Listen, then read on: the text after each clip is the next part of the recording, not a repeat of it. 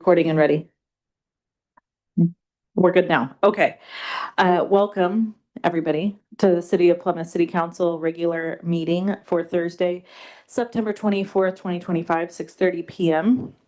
Let's start with a roll call. Councilmember Bottomley is absent. Councilmember Dell, Present. Councilmember Hornish, Here. Vice Mayor Nunn, Here.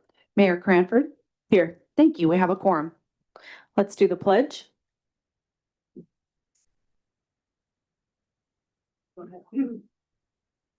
I pledge allegiance to the flag of the United States of America and to the republic for which it stands, one nation, under God, indivisible, with liberty and justice for all.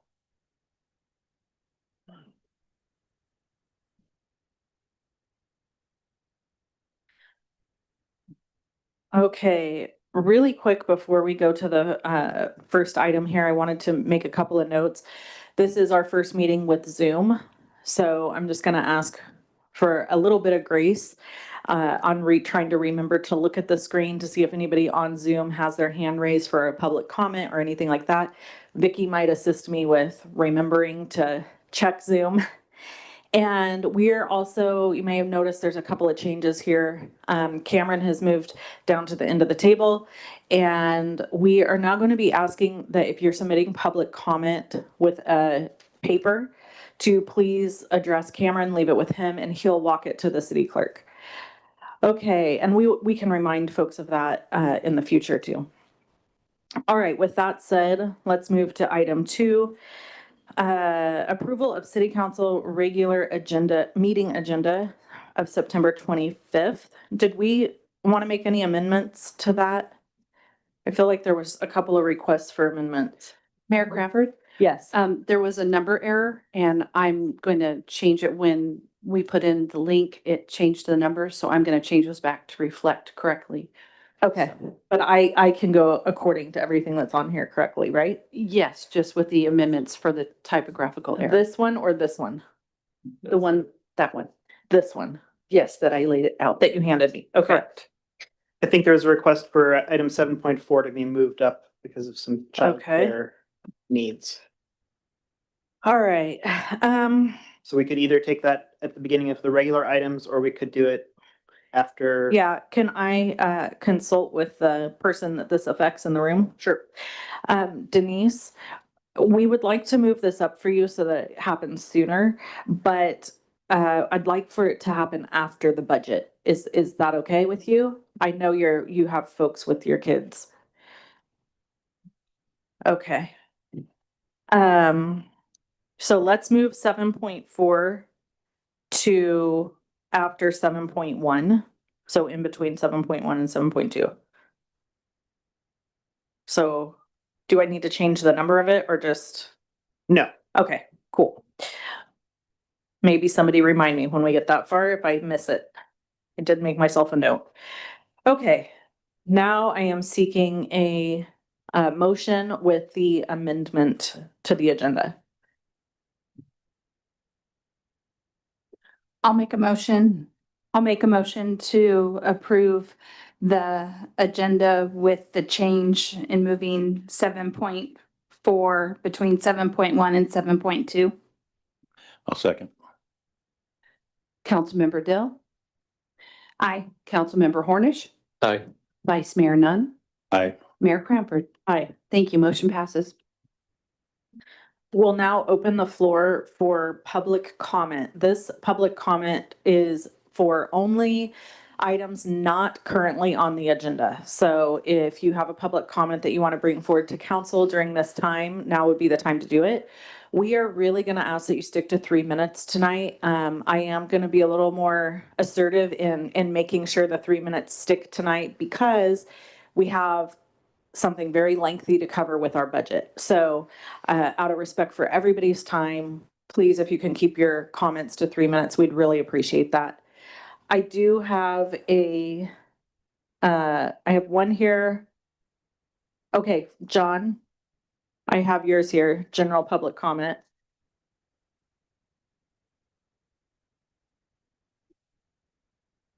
John Cohen, Plymouth. And there's been some rumors floating around about the state senator approaching the city in regards to their sustainability and moving forward. And what was brought up, assuming that was a cooperation with the tribe on moving forward with the casino. I wanted to make sure that you know, the tribe had some obligations to this city as far as being in touch with them. In the record of decision, it requires in lieu of payment for any lands taken or any funds that are collected in regards to it, like TOT tax. It's a requirement in the record decision for them to be able to get a gaming license. They've ignored that because they took that property in 2022 and they have not made any payments to the city on or discussed any of those payments to this point. So it's a situation where right now with the way things are, it's not a level playing field. They can sue you, but you can't sue them. So there's no ability to make them pay on any agreements that you might make with them. They just do what they want, and that's obvious what's going on with the other casinos in the county right now. And one of the things that they are in the midst of is keeping the public informed. Their entrance on this project was supposed to be south of the Shell station. And that's the only thing that had a hearing on it, and that had a hearing in 2009. There's been no change, no public hearing on anything to change any intersections or anything on that project. They now are taking over the city street as far as an easement to and from the casino, which I see there's no agreement with the city on that. As far as I know, it's not public, and there's not been a public hearing on using that street for any purpose other than the commercial aspects of Village Drive. So I want you to be very, very cautious. As far as any threat to the sustainability of the city of Plymouth, that's not legitimate at all. The state senator doesn't have a thing to do with that. And so I want you to be very careful of not being forced into some agreements or some discussions that are not have public input and can be reviewed by everybody. So I just don't want you to be coerced by our state senator. Thank you. Thank you. I don't have any other comments up here. I do have, thank you, Keenan. I'm gonna still take open public comment. I would just wanted to read these in really quick. Yeah. I know, I'm still taking it. So, were one of these, Vicky, open public comment? No, okay. Come on up. I don't know what to call you.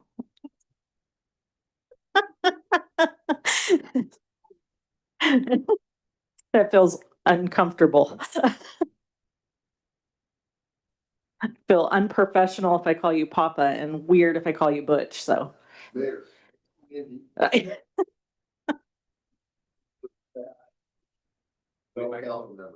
Oh, yeah, turn on your microphone. I'm Butch Cranford, resident of Burke Ranch for many years, property owner in the city of Plymouth with many family members, friends and neighbors who live in the city of Plymouth. My position on the casino is no secret. It is an illegal project. I can prove that it is an illegal project. It's a simple thing to do. John touched on, when you have a state senator come to the city, meet with your city manager, and claim that they're going to pull your city charter if you don't start cooperating with the Ion Band, you might want to ask yourself, what prompted her to do that? I would take a wild guess that someone from the Ion Band visited her office, because someone in this building on that dais or on that table has begun to do some of the right things. One, do not do anything. I have requested 2 years ago, ask them for the trust deed prior to March 20th, 2020, and ask them for a land consolidation plan. That hasn't been done. I've asked to have the map corrected in the compact, which is wrong. It is a lie. They have lied to the state of California. They have lied in the MNSD. Every map there is incorrect. Has the tribe responded to any of these requests, or has any request ever been made? So this is not, the city was advised 2 years ago in February of 2024 by an attorney who spent his last 6 years working for the state of California in Indian gaming. He has spent the last 14 years working with community groups and in federal court, challenging the very kinds of Indian gaming fee to trust operations that we have here in Amador County. So you can believe what this attorney tells you, that you have no legal obligation to do anything for a project that is in the county. It's the county's responsibility. Now, I had to do a California Public Records request because I had some questions that no one would answer.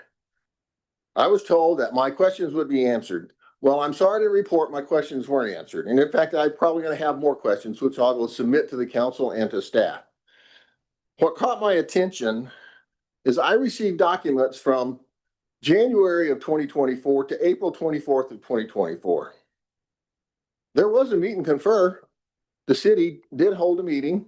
And in that meeting, at public comment, all but one person advised the city, and that was the meeting where this memo from the attorney was presented as part of the record, to not meet and confer. And yet the public seems to have, it doesn't matter. Public comment doesn't matter. So in closing, is there an agreement? Sarah Dudski thinks there's one. Is there a Village Drive improvement project that from the city? No, what I read is, oh, the Ion Band has a Village Drive improvement project. Who's in charge of Village Drive? You, the city, or the Ion Band? Based on the work that's been going on out there, it's the Ion Band. Now, in Sarah's document, there is reference to invoices and estimates that city engineering should be providing, and I didn't get them. And when I go to January of 2025, I got all kinds of emails about engineering and projects going on and things being done in maps. I have no estimates or invoices, and I want those. And if I have to do a CPAR, I'll do one. But it is time to start asking that group of people some really serious questions and making them do the things they have to do. This is unconscionable. And then in closing, and I know I'm over my 3 minutes, I'm sorry. When is this city council going to meet and confer with the residents of this city?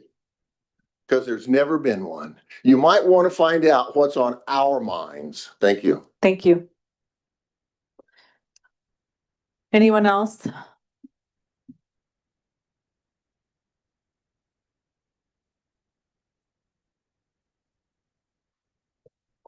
Rosemary Marino Moody, Plymouth.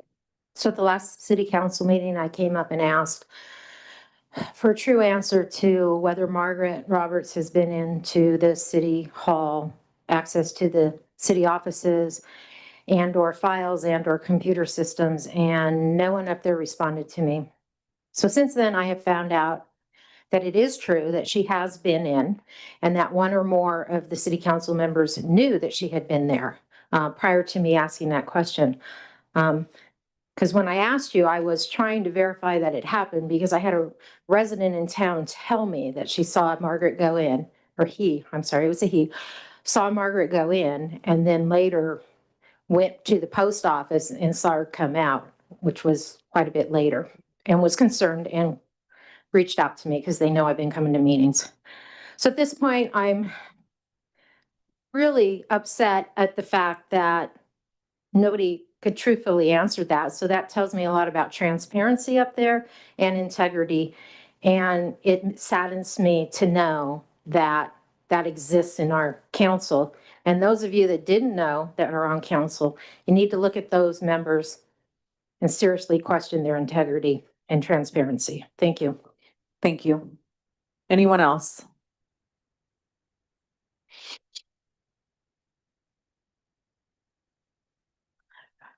Okay, with that, we'll close public comment. Oh, I'm sorry, Zoom. Is there anybody on Zoom? I don't see any hands raised on Zoom. So I'm gonna close public comment, general public comment at this time.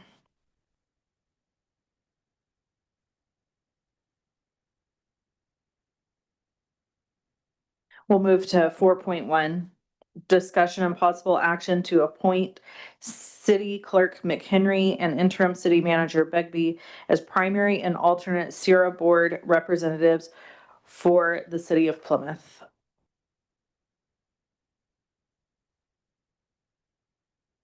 Do you have a staff report for that? Historically, a staff member. Still learning. Historically, a staff member has held both the primary and alternate position on the Sierra Public Agency Risk Sharing Authority of California Board. And since 2023, former city manager Margaret Roberts held that primary position, and Victoria McHenry, the city clerk, has served in the alternate role. As former city manager Roberts prepared to leave her tenure for the city clerk McHenry was moved to the primary board member position, and the alternate position was filled by Cameron Begbie, the interim city manager.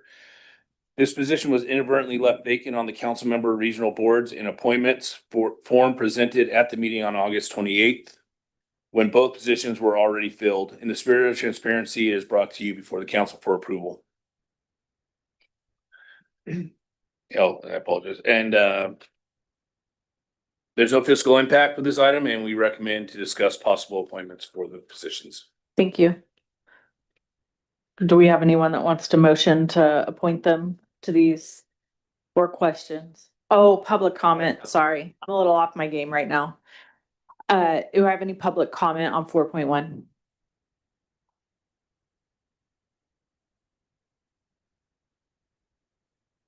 Okay, seeing none, we will close public comment.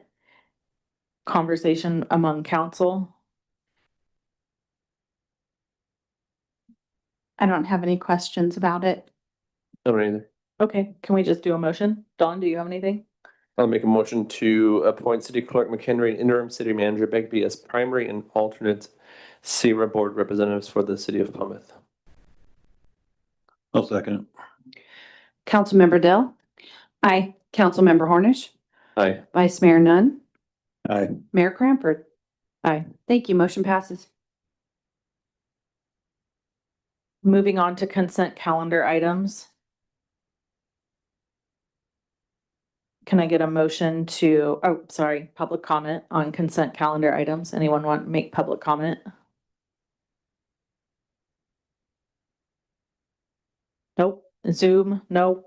Nothing written in. I'll close public comment. Council, do you have anything on consent calendar items, or does somebody want to make a motion to approve? I'll make a motion to approve the consent calendar. Second. Councilmember Dell, Aye. Councilmember Hornish, Aye. Vice Mayor Nunn, Aye. Mayor Cranford. Aye. Thank you. Motion passes. Thank you. Okay, we're gonna move to regular agenda items. We'll start with 7.1. I've got a written in public comment for 7.1, which is to adopt the resolution 2025-22, adopting the revised annual proposed budget and fund balance projections for fiscal year 2025-26. Leif, would you like to come up and provide public comment?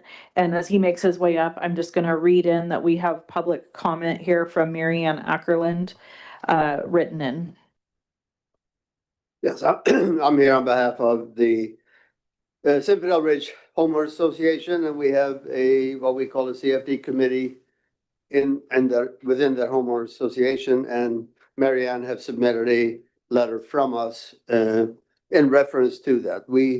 Not everybody knows this, but we as homeowners in Zinfandel Ridge, we are paying what's also known as a Melrose tax, which is the CFD or Community Facilities District. And at this year, that amounts to $2,200 roughly for each resident as residents of Zinfandel Ridge. Anyway, part of that money goes directly to the city for the use of for public safety, being the police and fire department. So in part of being residents here and on top of being residents here and contributing to those, of course, we're also contributing through the CFD or the HOA dues that we're paying on top of what everybody else pays. But anyway, this has been a little bit mismanaged, I guess, in the past. And I think that this is longstanding, that the CFD has been in place since 2016. And we are now finally getting closer and closer to getting it reconciled. There's still a little bit of work to be done, but thanks to Andy and certainly thanks to previous city council as well as to Cameron here, we think that we'll be getting through this pretty quickly. One thing that we do want to do, well, Andy's working on getting things reconciled, which is great. But we also would like to plead, of course, to the city council that we establish something that we've requested for a while, which is a formal advisory committee being done in other communities such as Ione and several CFDs down there. And we would just like to have that established formally and have separate meetings, which is by the Melrose statutes, we should have separate meetings and separate budgets, etc., for the CFD money, which has previously not been done. Thank you. Thank you. Do we have anyone else that wants to make public comment on 7.1?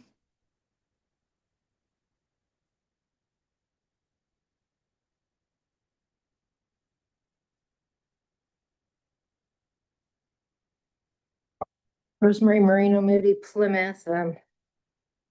I have several questions and unfortunately I won't have enough time, so I'm just gonna touch on a couple of items that has really stuck out to me by looking at this budget. So I noticed that the proposed budget for fiscal year 24-25 includes, no, 25-26, I'm sorry, includes estimated rather than actual revenue. No, take that back. I'm just, because of all the numbers, been cranking. I noticed that the proposed budget for the fiscal year 2024-25 includes estimated rather than actual revenues and expenses, even though the fiscal year ended 3 months ago. Would you help me understand why the actual figures aren't in this budget proposal?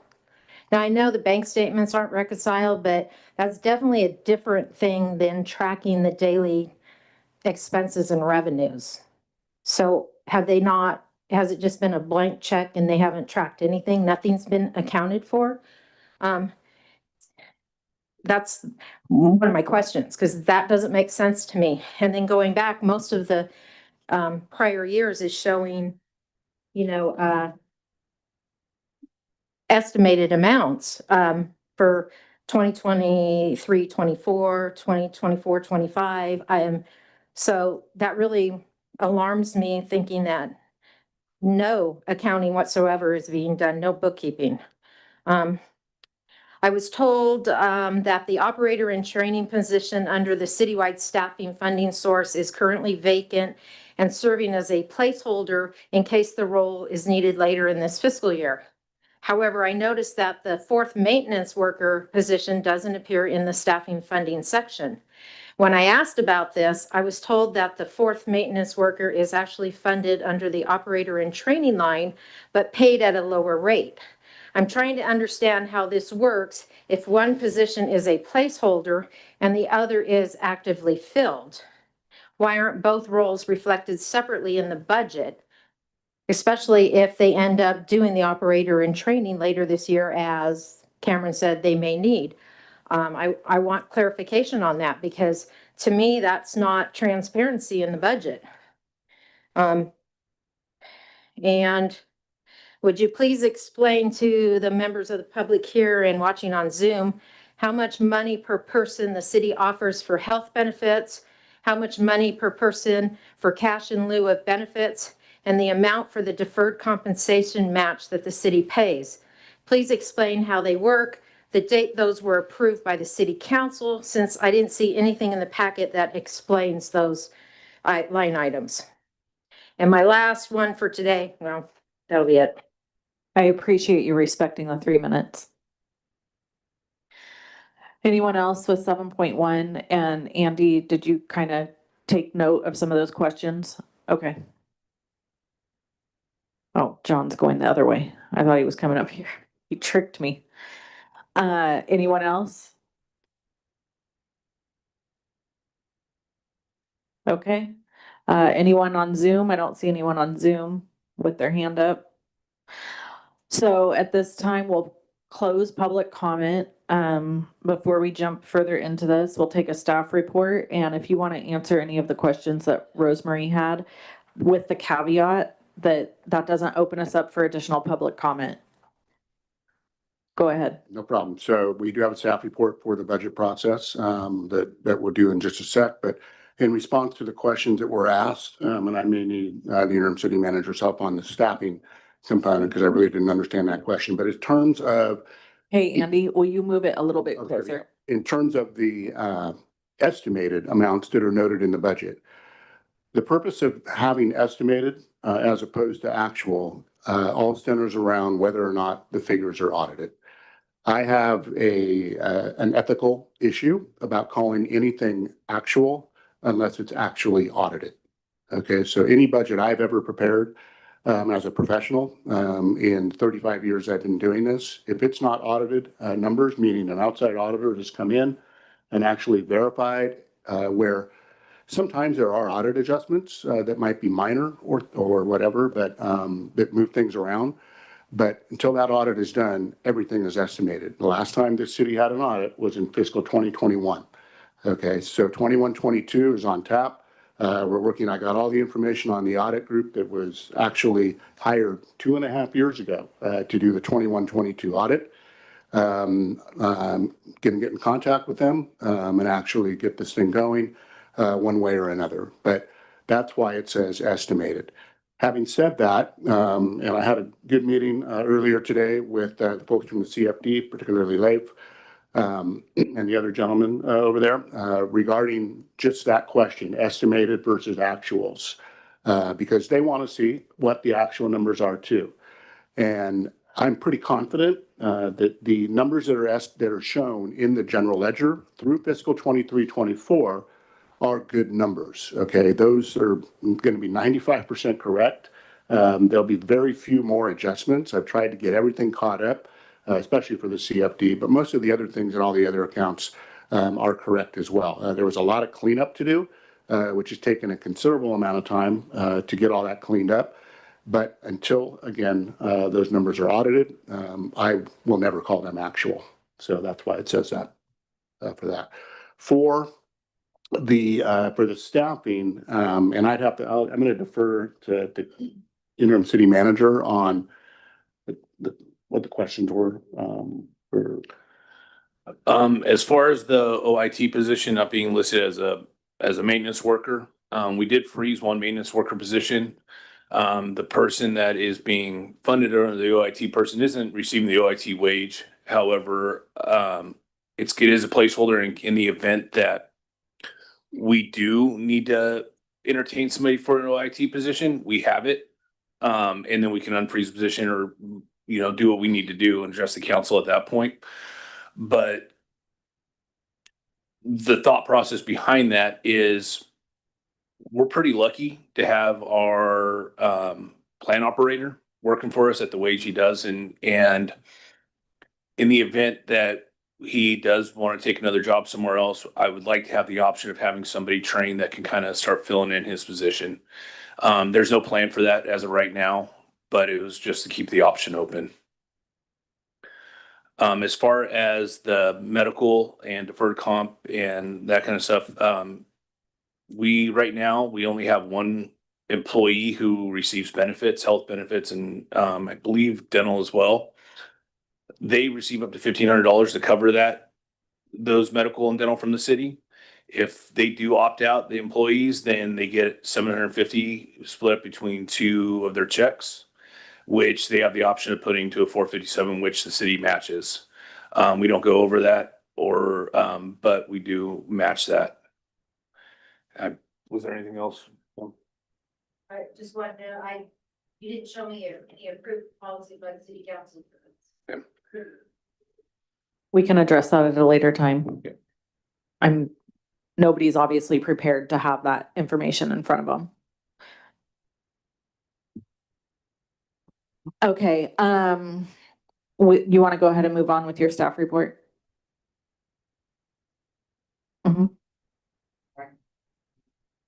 A lot of information that you're gonna see tonight. I'm gonna go through this quickly because a lot of information is not. Oh, your microphone. Sorry. A lot of the information has not changed from the last council meeting, where you saw the proposed budget. You might recall that, the main reason the proposed budget, was not adopted at that time, was because of the, significant structural imbalance in the general fund, where it was requiring the use of $196,000 in reserves. Staff has gone back, and addressed that issue. And what you're gonna see before you tonight, is a plan to have the general fund actually in a very slight surplus position. And then with that, there's been a couple of changes to some of the other funds, but no real substantive changes to the majority of what's going on in the city from a budgetary perspective for this year. So tonight I'll just go through the budget development process. I'll give you an overview of the citywide budget and the overall appropriation authority that we're seeking. 25-26 proposed budget and the forecast for the general fund. So there's a robust forecast that's been prepared. And you can see what the future looks like under a given scenario, which is your base budget for the current year, 25-26. We look at the enterprise funds, which are water and wastewater, and then the other fund groups. And really nothing's changed in those other fund groups. And then next steps and any questions you might have. So next slide. So again, just to reiterate, we are in the budget development process. We are continuing to catch up from July 21 forward. When I came in to the city a little over a year ago, nothing had been done essentially since July 2021 in terms of getting the books reconciled and making sure everything was in balance. So that is still in process, making a lot of headway though. Conversion to BMS, your new financial system has not been completely reconciled. But however, I think I found something today that gets me to that point. So that's a good thing. The finance staff vacancies and turnover. So we've had an accountant. That accountant was here a couple of months, and then that accountant was no longer here. So my time that I have to provide for the city of Plymouth is limited.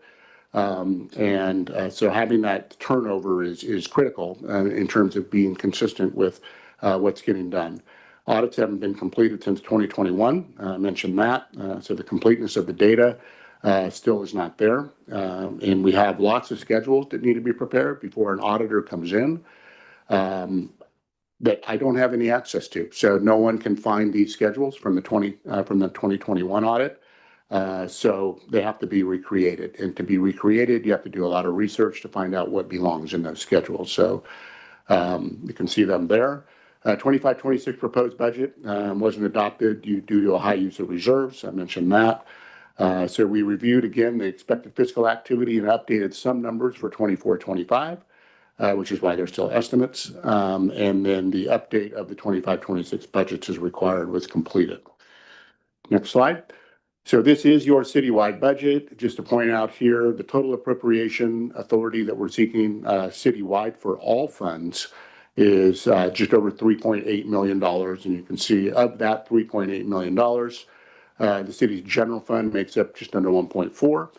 The two enterprise funds make up 1.6, and then the other multiple other funds make up a small amount of that appropriation authority. So that's what we're seeking. Next slide.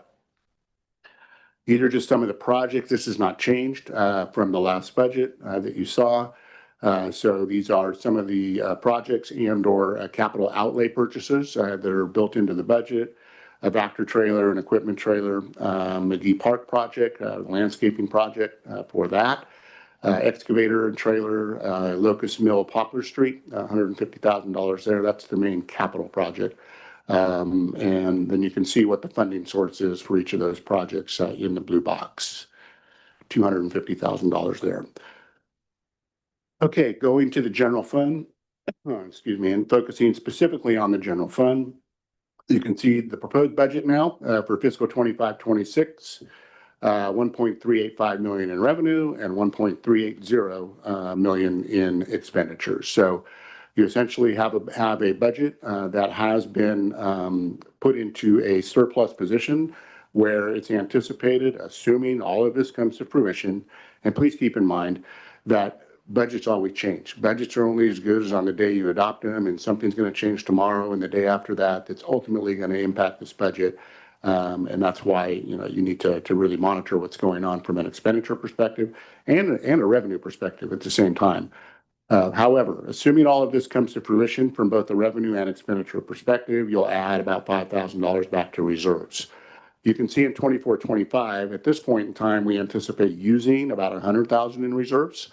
And that is because during that year you had lower TOT revenues because of the loss of the Shenandoah Inn and also a recharacterization of the 49er Park where there's a lot of people that are no longer defined as transients and therefore no longer have to pay the TOT tax.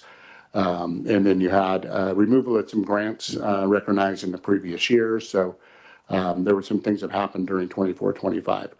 In 25-26, how we got to that $5,000 surplus, I have on another slide, but basically I've assumed nominal revenue growth for certain categories, removal of all one-time activity on both the expenditure side and the revenue side, all salaries for the recommended positions that are to be funded have been built in and they're fully loaded for all of the year.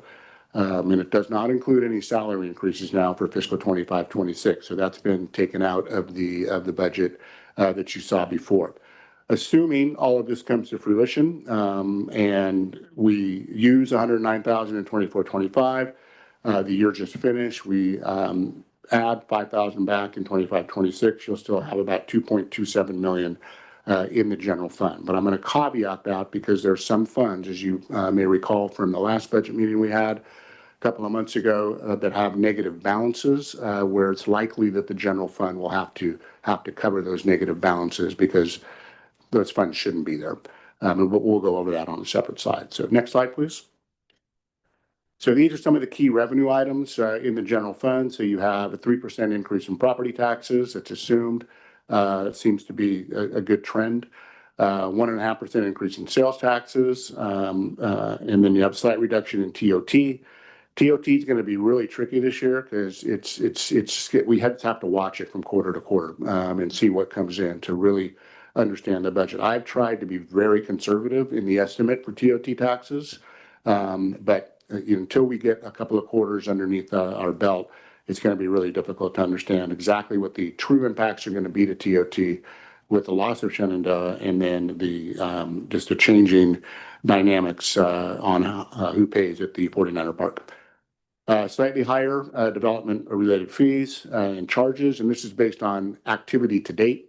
So this is one thing I actually went back in and over the last couple of months, there have been a couple of building permits that make me comfortable in raising that just a little bit. And we're not talking tens of thousands of dollars. We're just talking maybe a couple $1,000s, but I did increase that. Removed all one-time revenue related to grants and donations. There's a $46,000 decrease in the transfer in from the gas tax fund. So the gas tax fund can be used to pay for a portion of the general fund costs associated with what it takes to maintain your streets.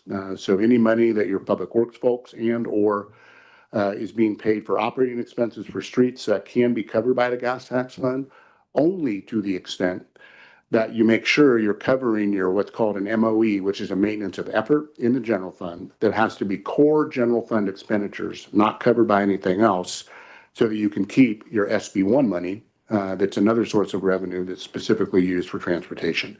And that's your RMRA, which is Road Maintenance and Rehabilitation Act, which is SB1 that comes into the city. So that number was decreased to make sure that you don't lose the ability to collect SB1 in the future.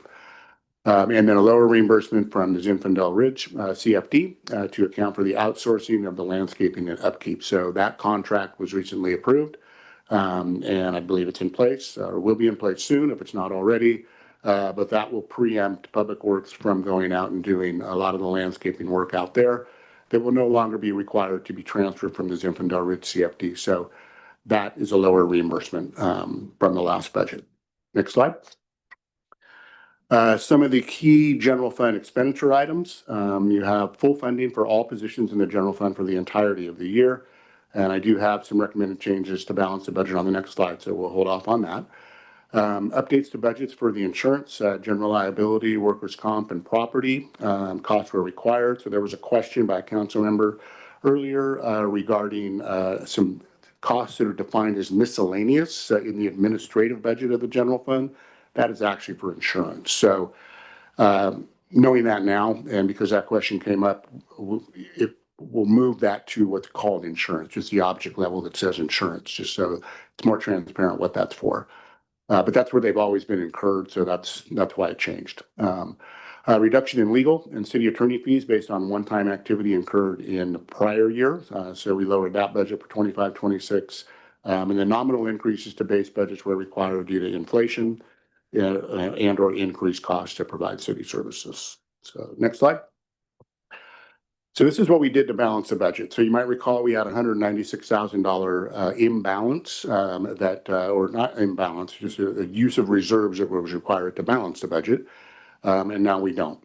So these are some of the things that were done. So we reorganized the Public Works Department and working with staff to defund essentially 2 part-time maintenance workers. So 2 positions are no longer funded as part of this budget. We defunded the Public Works Director position. That position is no longer part of this budget. And we did a funding freeze for a vacant full-time maintenance worker position. So there's another maintenance worker that is currently vacant. And as things stabilize and we see exactly where the city ends up, keeping this one on the books in terms of an authorized position, but keeping it frozen in terms of funding at this point in time, it ultimately allows you to come back at a future council meeting to the extent you want to and unfreeze that position and fill it if things are stabilizing and you can actually afford to bring that position back. So that was a good amount of the adjustment that was required. We also moved $72,000. You might recall, earlier or late last year, earlier this year, I guess, calendar year, the city approved a contract with Amador County for sheriff services, for police services, and it essentially increased the amount that the city pays for law enforcement by 4 times. It went from $100,000 to $400,000 plus, okay, per year. That is going to ultimately require that the general fund participate in the payment for the law enforcement contract, where it really never has had to. Because you receive something called SLEAS money, supplemental law enforcement money, which accrues to another fund that has always been more than $100,000. So that fund actually has reserves in it as a result of only paying $100,000. You've been receiving $160,000, $170,000, $180,000 every year for that purpose. So because the contract went up to $400,000, that cost needs to be covered ultimately. And the multi-year contract that was entered into suggests that we have to, take these costs and actually figure out exactly how much is going to be paid each year out of which fund. So there are 3 sources now that can pay for the Amador County contract. One of them is the general fund, and it will start to have to participate. One of them is the supplemental law enforcement fund. 2 components of it, where ongoing money that you receive every year, which is about $170,000, $180,000, in addition to the fund balance that's accrued in that fund. Okay, so that can be used until it's exhausted. And then you also have, as you heard earlier, a CFD portion of the CFD collections that is specifically for public safety that includes both fire and police services. So All three of those sources need to cover that $400,000 over the multi-year period each year. What we had built in to the proposed budget that you saw earlier, a couple of months ago, was actually the general fund spending $72,000. So what we did to help balance this budget was move that $72,000 out of the general fund so that that appropriation is no longer there. And we're having the SLEETS fund, the Supplemental Law Enforcement Fund, that's got that built up fund balance over several years, cover that $72,000 for the current fiscal year, 25-26. Now, what you'll see is I don't have that built in. When I show you the forecast, I don't have that built into future years. And that's why you're going to see a slight deficit in future years. Okay, not as much as you saw before, because you have the vacancy savings as a result of the defunded positions, but you're still going to have an issue. But when I go over the forecast, I'll explain that. And then we made some other de minimis revisions to certain revenue and expenditure items based on the 24-25 expected results in budgetary updates. So these are all of the things that were done to make that $196,000 deficit a $5,000 surplus. Next slide. So this is what happens to fund balance. So assuming we end the fiscal 25 with 2.265 million, add 5,000 of that, you'll have about 2.27 million. Okay, that 2.27 million represents 165% of your expenditure base in the general fund. But because you're a small town and because you have a very small general fund budget, that doesn't mean exposure to things that are expensive that could come up, whether it's economic, legal, etc., that may require the use of reserves in the future, kind of demands that you have a prudent level of reserves. So I would suggest that the 2.27 million or the 165% of your expenditure base is a good amount, but it shouldn't be too much less than that. Okay. I'm going to interrupt you really quick, just so everybody doesn't wonder what I'm doing. My back hurts, so I'm just standing up. No problem. Okay, so let's go over the forecast real quick. So again, the purpose of the forecast is to create a forward-looking conservative baseline budgetary outlook. And that baseline means looking at the level of services that we're recommending with the current budget as adjusted, and basically parlaying that into the future. No real changes other than revenue growth and expenditure growth that's built into that. Under a given set of revenue and expenditure assumptions to create what that's called a base case. So some of the assumptions that are used is a full update of the 25-26 staffing that's funded by the city's general fund. It includes the recommended budget reduction strategies. Updated fiscal information from updates to fiscal activities since 21-22. It's all built in. All positions are assumed filled. I mentioned that. There's no vacancy savings other than for the positions that are not funded any longer. And then forecasts are, again, built conservatively for both revenue and expenditure growth. So next slide. This is what the forecast looks like. And I'll read what's in that pink box over there, unless you want to move that. There you go. Oh, cool. Okay.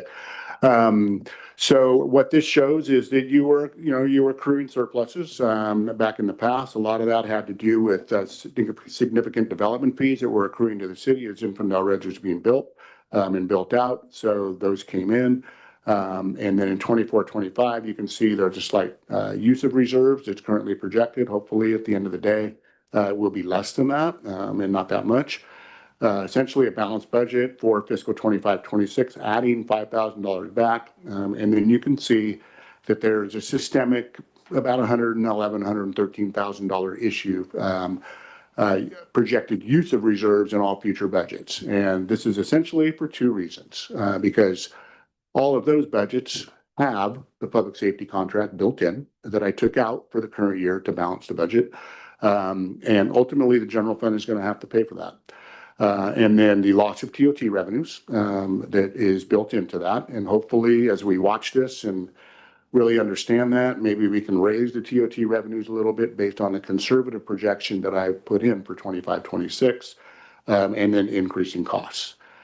So ultimately, although it's not as much as what you saw before, which was a couple $100,000 per year, you will need to mitigate the forecasted systemic use of these reserves in the future.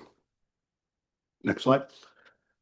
This is how your fund balance is affected, assuming what is on that previous slide comes to fruition. So you can see you stay at 1.8 to $2.2 million in reserves. But I really don't recommend that they be any lower than that. I think that you need to have those as a backstop.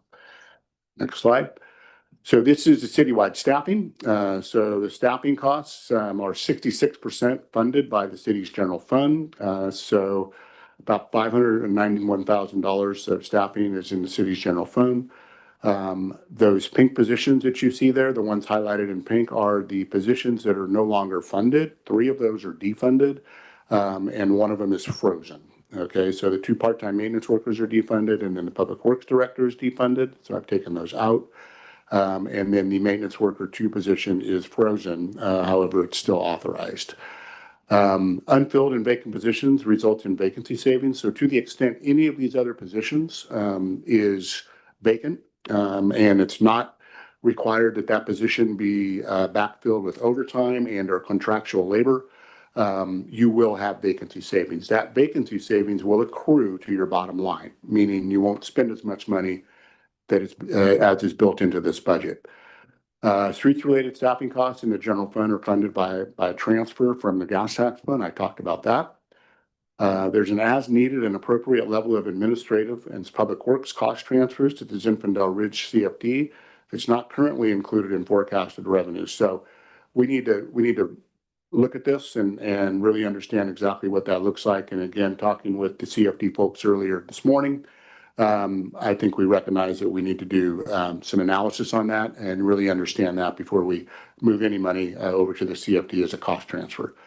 And then certain positions previously funded are either defunded or frozen, and that is the pink positions that you see there. So next slide.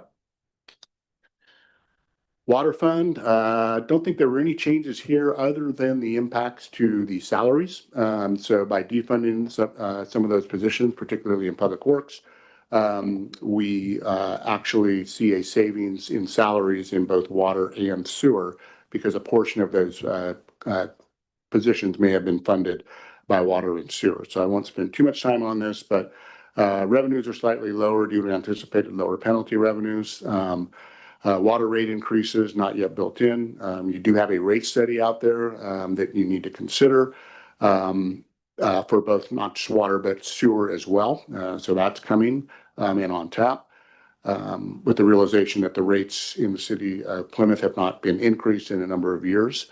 Water fund use of working capital to balance the budget is $154,000. So that means you're using working capital to balance the budget in the water fund. Your cost to operate the water fund is more than the revenue you're bringing in on an ongoing basis. That needs to change. The water fund has an aggregate of 0.87, so less than 1 position is allocated to the water fund citywide for $82,000. And then again, like I mentioned the bullet before that, the water fund has operated in a deficit position for the last 4 years. And the negative fund balance begins in fiscal 23-24. So you can see right now that fund does have a negative fund balance of just under $400,000. Next slide. Sewer fund, kind of the same stuff. There's some budgeted equipment for $10,000 in the sewer fund. There are 1 FTE wastewater operator fully funded by the wastewater position or wastewater fund. Cost the fund about $90,993. However, that is offset by a reduction in Amador Water Agency contracted services.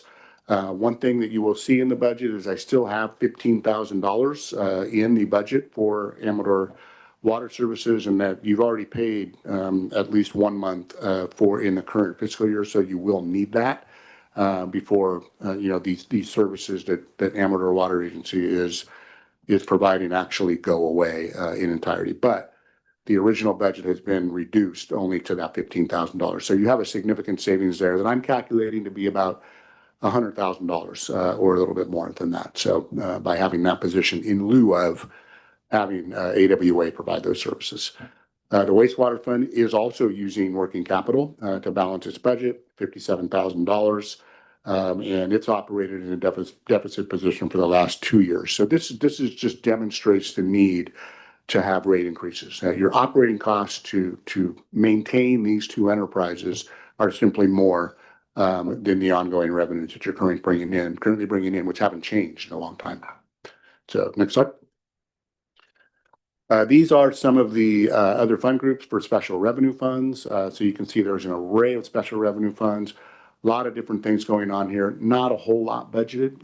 You have about $500,000 budgeted for special revenue funds. These funds can only be used for a specific purpose, with the exception the first one there, Fund 02, your TOT Streets and Promotions Fund. You might recall the discussion we had with the proposed budget a couple of months ago. We noted that in the past, years ago, this fund used to be funded with 40% of your transient occupancy tax, and ultimately was used for streets related and functions, promotions, the rodeo, the fair, those sorts of things. It would come to the council, ask for grants, which would ultimately be granted to the tune of about $60,000 per year. So obviously, the city has not been able to afford funding that 40% of TOT back to this fund, because that would put the general fund back in a deficit position if it were to do that. Having said that, though, this fund does have a fund balance in it of $228 to start the current fiscal year.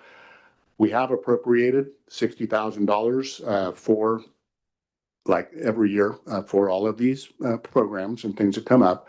And also the McGee Park project landscaping portion of the project is also built into that fund for fiscal 25-26. Did you have a question, Mayor? Yeah, I do.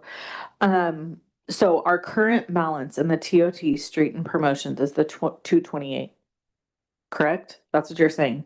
Say that again. I'm sorry. The current balance Yes. So in the TOT. The TOT is 228 coming into this fiscal year. Right. Yeah. But no money is being filtered into that, because in order for us to do that, we'd have to pull it from the general fund. Correct. So the TOT that we're receiving, Mm-hmm. which isn't very much now, Right. but whatever it is, right? That all is going into the general fund. It all goes to the general fund. Yeah. Yes. And then that amount, I'm a little confused on why that amount doesn't just get transferred to the TOT Streets Promotions. It's because it's a percentage. So in the past, you had that there was some process or something that was done. It hasn't been done in like 4 years. Okay. So I didn't change anything the way it's been done for the last 4 years. In the past, let's say you collected $500,000 in TOT. All right. At the end of that year, you would make a budgetary transfer, or at some point in time during the year as TOT came in, you would make a budgetary transfer of 40% of whatever came in. So in this case, it would be $200,000. All right. And move $200,000 of that 500 that you collected into this fund. Okay. To fund streets things and these promotional things that you do. Okay? Right. Therefore, the general fund only keeps 300 of the 500. Correct. TOT has come way down. Okay. Okay. So, and now you're collecting 200 and something thousand in TOT, I think is what's budgeted. All right. Okay. So that amount is fully budgeted in the general fund. To the extent you were to go back and do this whole transfer the way you used to. Okay, hold on. I think it just clicked. Yeah. We don't have the 40% available because the TOT that's in the general fund is being used for other things. Absolutely. Yeah. Got it. Yeah. Sorry, I'm not sure why that It's being was used and it's needed. hard for me to. It's preventing it's preventing another deficit from. So essentially, we no longer have the 40% available. No, you can't. We would be robbing from Peter to pay Paul. Back in a deficit position. Right. Yeah. We'd be robbing Peter to pay Paul if we Correct. took money out of there. Got Exactly it. right. So, and I believe we talked about this a little bit at the last meeting as well, where what many cities do, because many cities have programs like this, where they have a budget for functions and things that come up citywide, and they're built directly into the general fund. So they have a specific department that's called Community and Promotions Department, where there's a small amount budgeted for different things, that Mhm. come up, fireworks display or whatever. Yeah. And the council has a conversation, Mhm. every year with, so in the city of Auburn, for example, they have a conversation with all the people that are actually gonna ask for this money before the budget's adopted. And then the budget is adopted with these things in it, so that they have it, to move forward with. Yeah, That's something you could do. You could create a department like that, have these conversations ahead of time. Okay. And Yeah, I read this about 4 times and for some reason it just wasn't clicking to me. So I appreciate you Yeah. walking me through that verbally. And $60,000 is a pretty generous amount. Yeah. So comparably speaking, in what I've seen in other places. Okay. So just wanted to call that out for Fund 02, but most of the other funds here can only be used for a specific service. So you see the public safety contract there. So of that SLEAS fund, which is coming in with $272,000, bringing in 185, okay, which is an ongoing amount that comes in, is using 322. Okay, so that's where 72,000 was taken out of the general fund as a cost, put back into here, because I only had originally $250,000 being used from the supplemental law enforcement special revenue fund. So now that's 322, helping the general fund become basically a balanced budget. And at the end of the day, you're still going to have about $138,000 in reserves in the SLEAS fund to use for future law enforcement purposes. Please keep in mind, this money can only be used for law enforcement. Cannot be used for anything else. Okay, next slide. These are your impact fee funds. So these are really difficult to use, can only be used for certain things that are based on the growth in the community and the need to do something to help alleviate the impacts on the city because of that growth. So you have a general administrative that's got $500,000 in it. You have streets impact fee, which actually has an appropriation of 150,000 in it, that's being recommended right now. And that is for the Locust Mill and Poplar intersection project.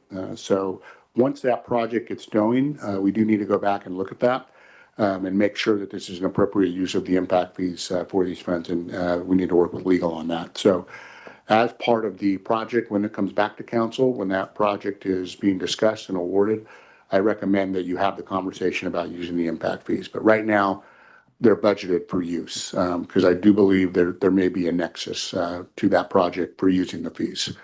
But you do have these fees available to you, but again, they're difficult to use. So I got to look for ways to do that. Next slide.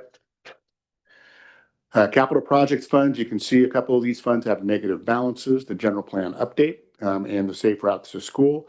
Since the budget was discussed last time, a couple of months ago, did a little bit of research on these two funds and can't find too much that suggests that those costs shouldn't be covered by the general fund. For the general plan update, I believe this was done and it was paid for, and it was stuck into a sinking fund from a cost perspective to be ultimately offset by impact fees or some other general plan fee that might accrue with new development that simply just doesn't come in very often. So I don't know, it's going to take decades to amortize that and obviously new development. So that's going to sit there until it's either fully amortized out or the general fund pays for it. And the cost isn't going away. And the Safe Routes to School project, similarly, I believe that this was a project that was done that had a Safe Routes to School grant, where that grant covered a portion of the project. And ultimately, what happened with that project is the scope of the project was changed and increased to do a lot more things that were not covered by the grant. So ultimately, those expenses came out of this capital project fund and were never reimbursed by a source outside of the grant source, which at the time was the only source available. So this may be covered by the general fund as well. I want to exhaust everything before we come back to council. This is not going to change until you guys approve it to change. But more than likely in the future, a couple of those funds will come back and have to be settled by the general fund. And we'll explain the rationale behind that if that's so. Next slide. And then you have your CFD. So there's two funds for the CFD, the operating fund, which is Fund 80, and the public safety fund, which is Fund 81. Spent an inordinate amount of time trying to make sure these two funds are reconciled. I believe we're there. I think that, the only thing that the CFD group is looking for is making sure the actual costs are truly the actual costs. And I have confidence that at least through 23, 24, they will be actual costs. And then they're also looking for some of the backup for the costs that have been incurred for certain things and whether or not it may have been appropriate in the past to charge the CFD for some of those things. So we'll keep working on that with the group. And I think they made a request tonight that was a pretty valid request. So not too much has changed here other than I've updated these numbers based on the reconciled numbers. So they've got healthy reserves that need to be used ultimately for certain things, particularly in the operating fund. They are ultimately going to need street maintenance for their streets and other things that might occur that's going to require them to have a balance so that the city doesn't have to pay for that out of the general fund. The CFD can afford it. And then public safety, they've got some ideas too that they're floating around, but we'll let the committee discuss those over time. Next slide. Okay, so budget development next steps. So again, continue to reconcile fiscal activity through the current date. Continue to close fiscal year 24-25. I did a lot of work on that today. Just truing up balances, looking at accruals, making sure property taxes were right, making sure special assessments, CFD monies were right, and that. And then preparing for the audits, which started today, fiscal 21-22 particularly. And then following on the heels of that, 22-23. And then work with the new finance staff if that's to be the case, to bring all fiscal activity current and prepare periodic fiscal reporting mechanisms back to the council so that you can see exactly what's going on. So hopefully I've covered all of the changes that we built in and kind of reiterated the way the budget was developed back when you heard it a couple months ago. But with that, I'll stop and answer any questions you might have. Before we go to council, I am going to open it up to public comment one more time. Now that you've heard the entire report, I will cut you off at 3 minutes though. So just so everybody's clear on that, if anyone has any public comment either online or in the audience before we go to staff. And we're including people who already spoke, correct? Yeah.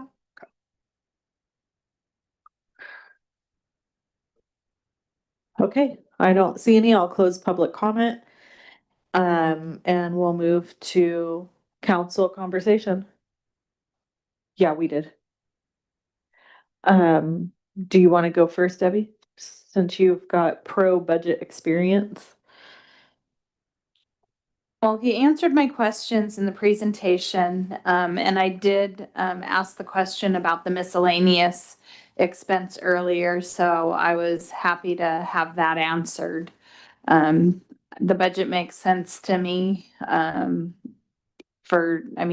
think we have some work to do going forward, but for this, I think it's a good solid budget. Holger. Thank you.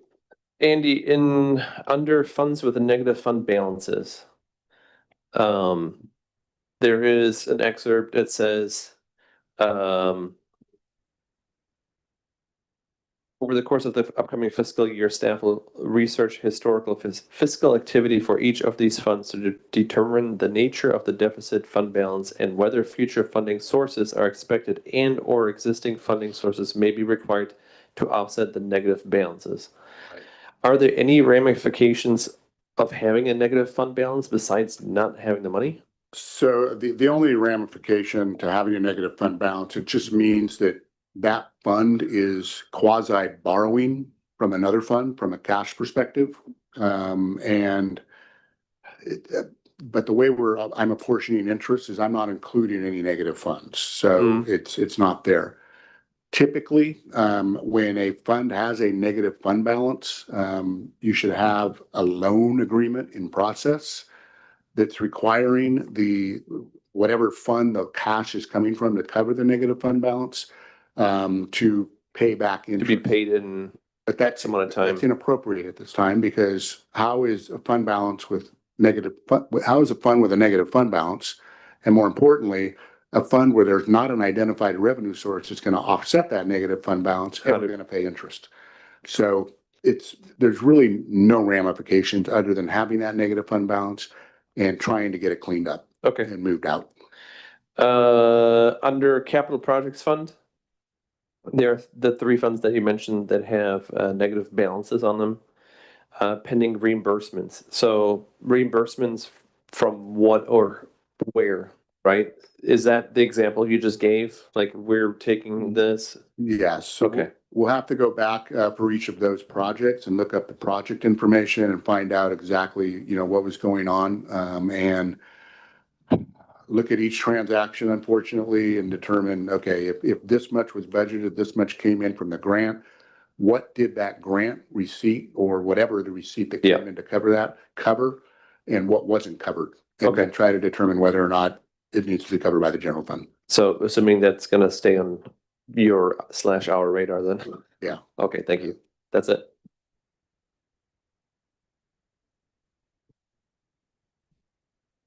Vice Mayor Nunn.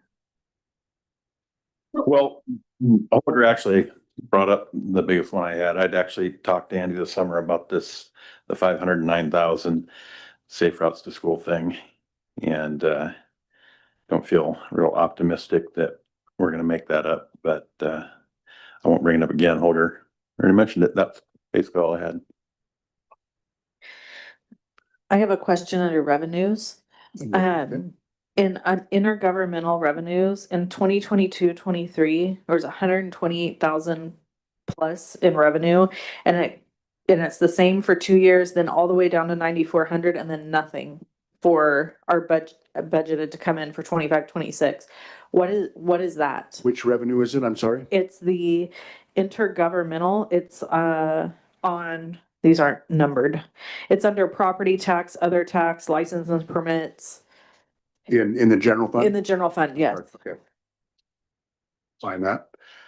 Okay, so under intergovernmental revenues, Yes. okay. Oh, okay, so there's actually another page in your budget that is probably the next page that has all the revenue detail, Oh, okay?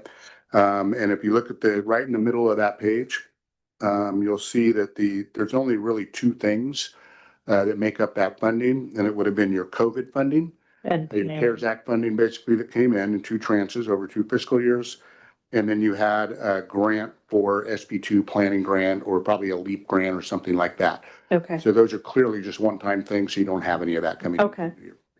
So the intergovernmental usually just refers to grants and Things that come things from like other that. governments, yeah. Yeah, Yeah. okay. Yeah.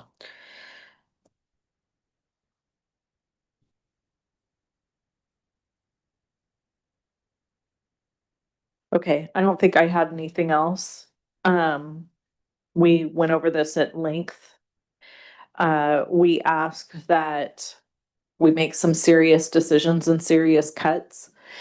And you did that, with the work of our, help of our interim city manager, and I'm imagining the city attorney was involved in some of that as well. Does anyone else have anything to say before I comments or questions or anything before I make my comments, final comments on it? No? Okay, just interrupt me if you think of something. I want to address the fact that this budget removes staff from this building. There's really not the right words to say when you have to do something like this. It's not easy. It's not comfortable. It's really, really hard for the people sitting up here, the staff, and obviously the people who are going to lose their jobs if this gets approved. So it's important to me to say from this seat, at least, that we recognize, or I recognize, how difficult that is. And it's not taken lightly. Lots and lots and lots of thought and consideration has gone into those decisions. And it's unfortunate. And I wish our city was in a different position fiscally, obviously. I think everybody in this room wishes that. As you know, our superintendent, Boone Davidson, left the city after not being here for very long. And that was because we couldn't pay him what he's worth. So, people go and find other jobs when they can't make what they could make somewhere else. So that's a really hard thing that this city faces. So I also want to say thank you to Andy for all your hard work. You put in a lot of hours of just meticulous. I don't know how you do what you do. I could never do it. Yeah, you do a good job.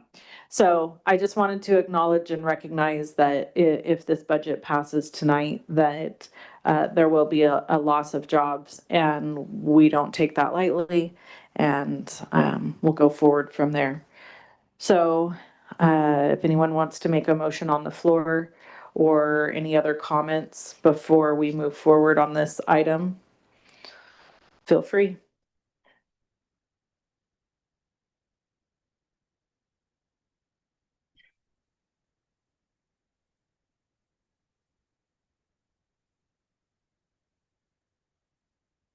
So we received, as you stated, a pretty lengthy letter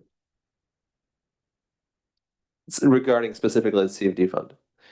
And I'd like to take note of that, and I don't take lightly that these issues still exist. However, it is my utmost, well, I feel very strongly about adopting this budget as is right now, because we cannot halt or freeze again or kick the can down the road again for obvious reasons.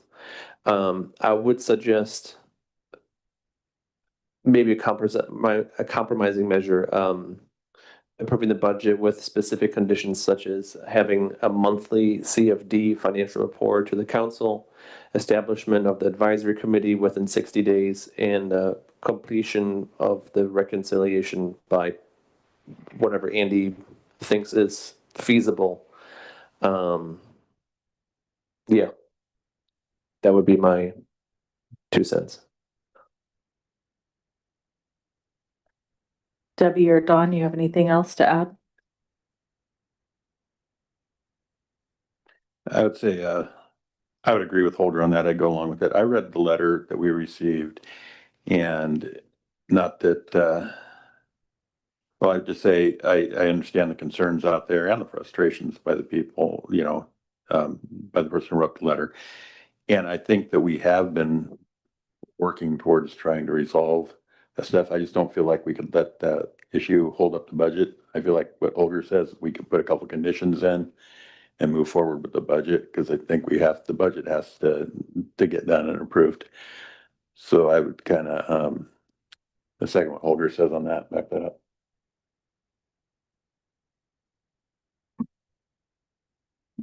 I agree with Holger and Don.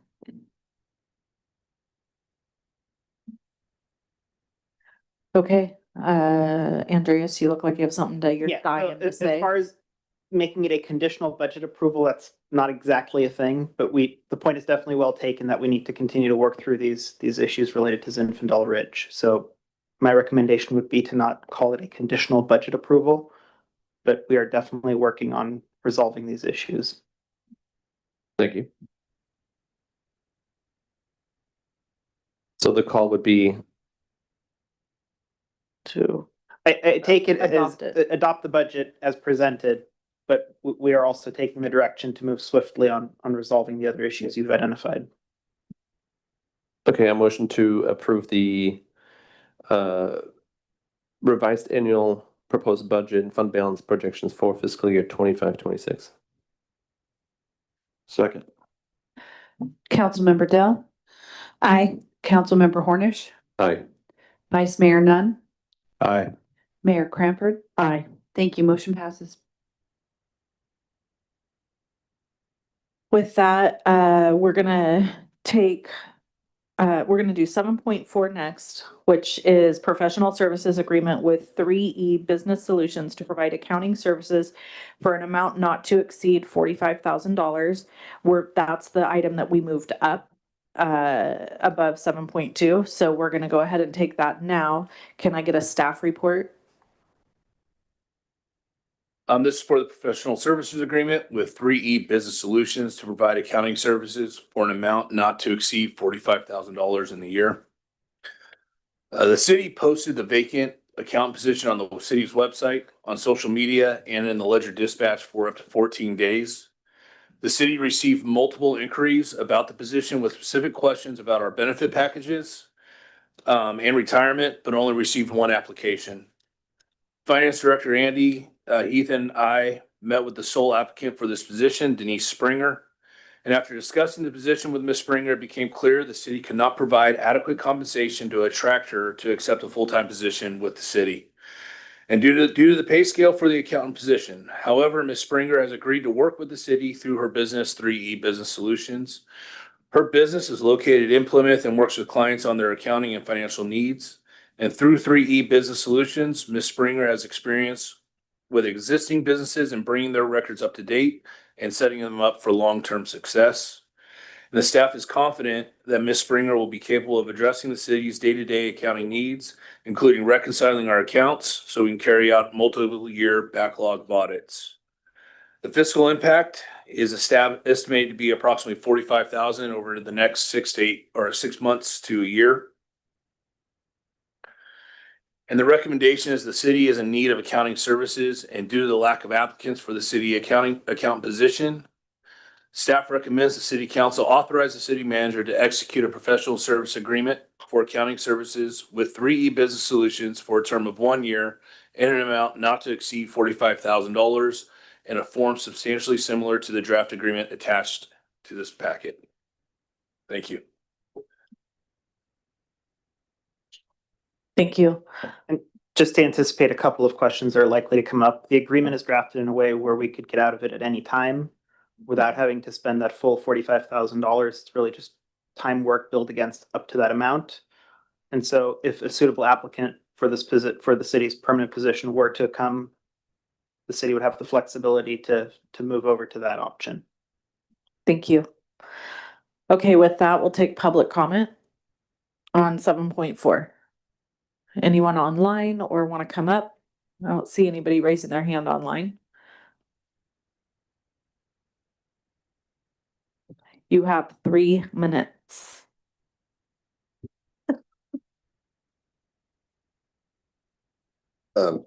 Denise Springer's my neighbor. And she served on the board of the Burke Ranch Homeowners Association. I think you'll find that she's a strong, honest woman. Thank you. Anyone else? If I may, Madam Mayor, Ms. Springer has Mayor Silva available to questions if the council does have any. Okay, great. Thank you. Okay, we'll close public comment at this time. We'll open it up to council discussion. Does anyone have any questions for Miss Denise? You can come up here. I have a question Sure. before her. Okay, go ahead. You can just come up. On the first page, under fiscal impact, it says the fiscal impact is estimated to be approximately 45,000 over the next 6 to 12 months. And then I heard you also say 12 months. Why is there an either or why is there such a flux? It will be 45,000 up for the year. Okay. And according to finance or Mr. Heath, it's gonna require a lot of front load to get us up to date. And so we left ourselves some flexibility in case it does get up to that point. Got it. Thank you. Do you have any questions for Miss Denise? Hi. Hello. So you've been doing this for a while? I have How many clients do you have right now? 2 larger clients and a few payroll clients as well. And you have time for us? I do. Okay. I Thank you. wouldn't be here. Okay. Yes. Don, Debbie, either one of you have any questions? Either for Denise or just comments you want to make on this? I didn't have any questions for Denise, but I wanted to ask in 2.1 under invoices, it says at city's option about doing timesheets. I wondered if we could just make that a requirement that she would put the hours and what she was working on. And then one other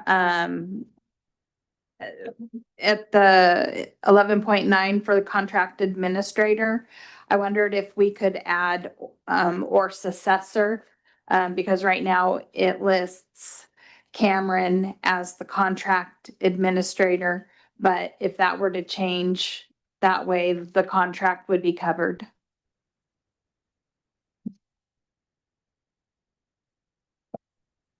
You're talking about 11.9? Yeah. That just, yeah, it's whoever is the city manager. So I don't think we need to make any changes to that language. Thank you. Don, do you have anything? No, I'm good. Okay. I don't really have any questions for you, Denise. I think your reputation precedes you. So, for staff, I just wanted to say, I think this is a really creative solution to our problem. I hate that we have to spend the money, but if we had someone sitting in the seat as a full-time employee, we would be spending the money.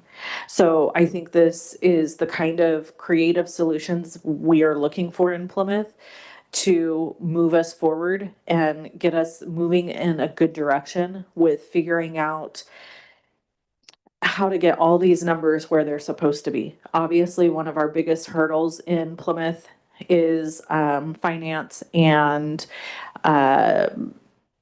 or lack of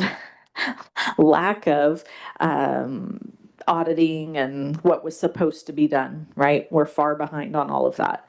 So I think this is a really creative solution. Andy, you interviewed Miss Denise and you feel confident in her abilities to help the city move in a good direction? I do, yeah. So Cameron and I both interviewed her a couple weeks ago, I think 2 weeks ago today. And I ultimately had the chance today to work with her for a couple of hours and go over a couple of things and just show her since I'm here. And I'm confident that the city will be better off. Okay. You mentioned something that rattled my brain to a question I had prior. Sorry, Denise. For an audit to happen, what is the lead up process? How often should this happen, an audit, and what does it entail to do that?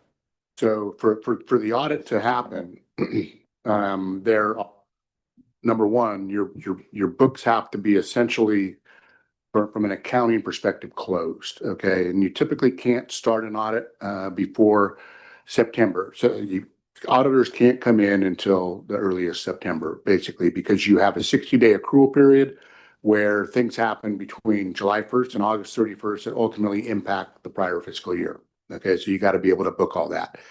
Along with that, there's several schedules that need to be updated as part of the audit. You have assets and depreciation that all need to be booked, and depreciation needs to be calculated and booked as well. And then you also have your debt service schedules that need to be updated, and your debt impacts need to be built into your enterprise fund, for example, which have that debt. There's a lot of other things that cities typically have that you don't. There's a pension adjustment requirement that's required that you don't have. There is a OPEB requirement for other post-employment benefits like health benefits that's required that you don't have. So it's not that much to get you ready. The problem we're running into right now is I've got to go back 4 years. Okay, because it's been that long. And trying to find all of this information. How often should it happen? I just did an audit with a fire district 2 weeks ago. So I had my auditors come in 2 weeks ago. So everything was ready, at the first part of September. So I was able to close all that out. And they're small like you. So in a perfect world, we'd be closed the first week of September when I could have everything done and we could schedule the auditors right when I close. which is what I did with the fire district. Have them come in, they come in and do their field work, they do their test work.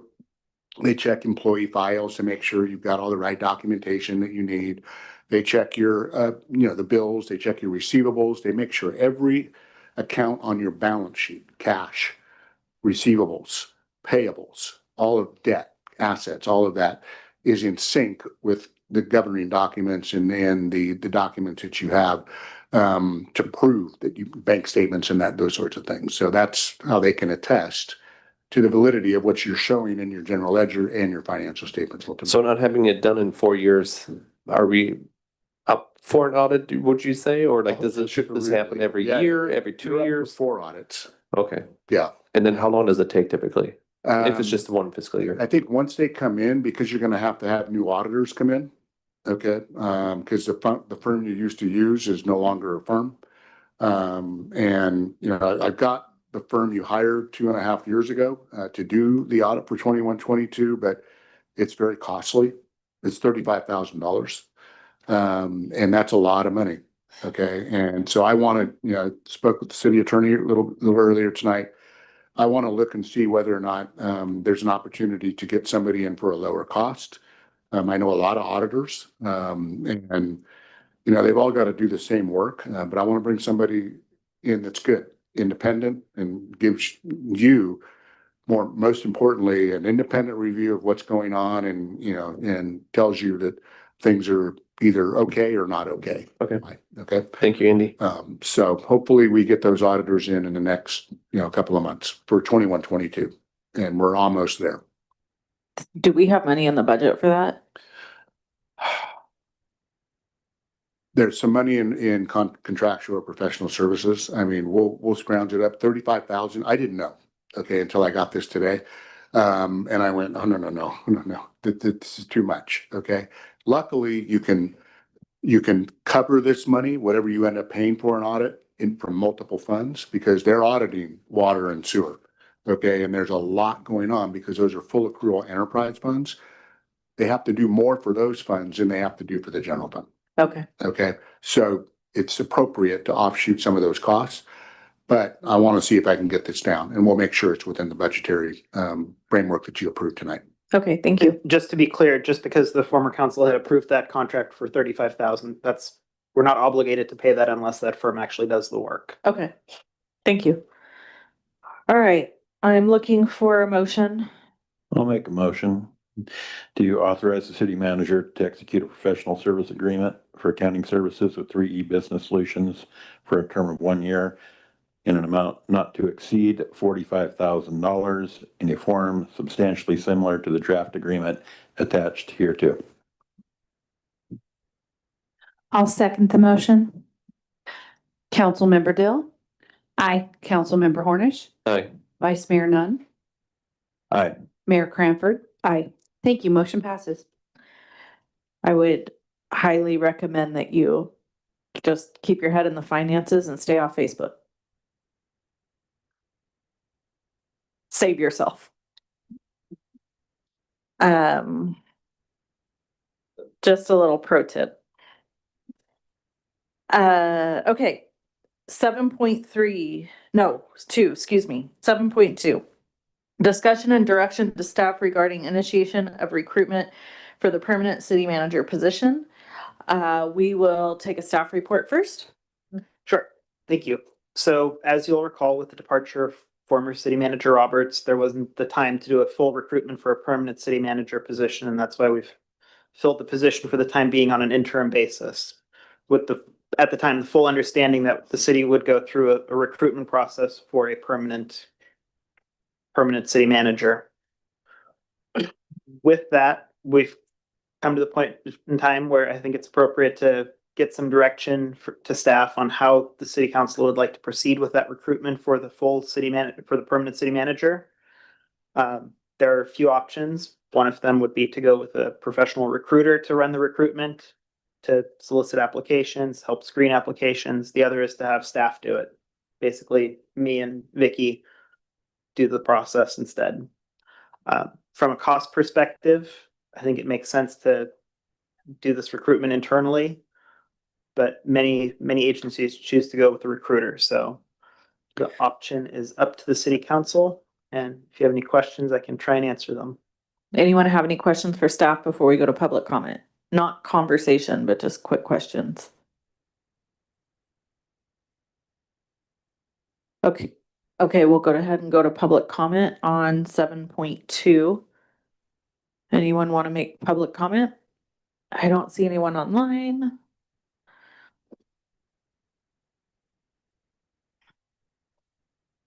Do I have like 2 minutes and 50 seconds left over from a while ago? No, because you took so much time on the first one. Okay. You have 1 minute. The only comment that I would make is that I've met with Cameron a couple of times already and had several discussions with him, and I would hope that he would seriously consider being more than the interim city manager. So that's just my comment. Thank you. Anyone else? But you're really saving up your minutes here. Yeah. He's making up for the first one. Oh. Okay, I'll close public comment at this time. I don't see any online either, right? Okay. Let's go ahead and open this up for discussion. I'll go to Debbie first. I like the idea of doing the recruitment internal and saving the city money. I think that would be in our best interest. Staffing it internally, not only recruiting internal candidates, right? Correct. Holger? My only question to you guys is, if you feel confident in the screening process, then I'm all for it, keeping it in-house. Yeah, so the screening of applicants really depends on how many applicants you get. Yeah. I went through this process recently with a special district where we ended up getting 18 qualified applicants, and at the staff level narrowed it down to, I believe it was 5 or 6 that the board of that district then considered. So looking at resumes, I'm Is one thing. comfortable with that. I've done that before for many clients, and so yes, the screening step is something I feel like I could handle. And between then me and- asking the important questions in the, okay. And then depending on how the recruitment goes, we can bring this back to see if you want to form an ad hoc committee to interview candidates before I trust you. full council would look at candidates. There will be many check-in points as we go through this. Okay, This is really to get the initial direction of which path do we want to go down. okay, thank you. Thank you. Don?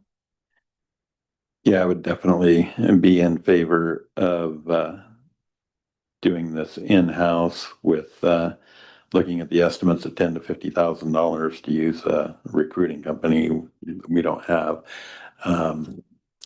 So I definitely am for doing it in-house, and when we get to that point, would be for doing some sort of an ad hoc to help look at the applicants in this view. And do you have something else, Holger? Oh. I was just gonna concur that we don't have the money to hire a professional recruiter. So we're gonna have to do what we can and save ourselves potentially $8,000 to $48,000.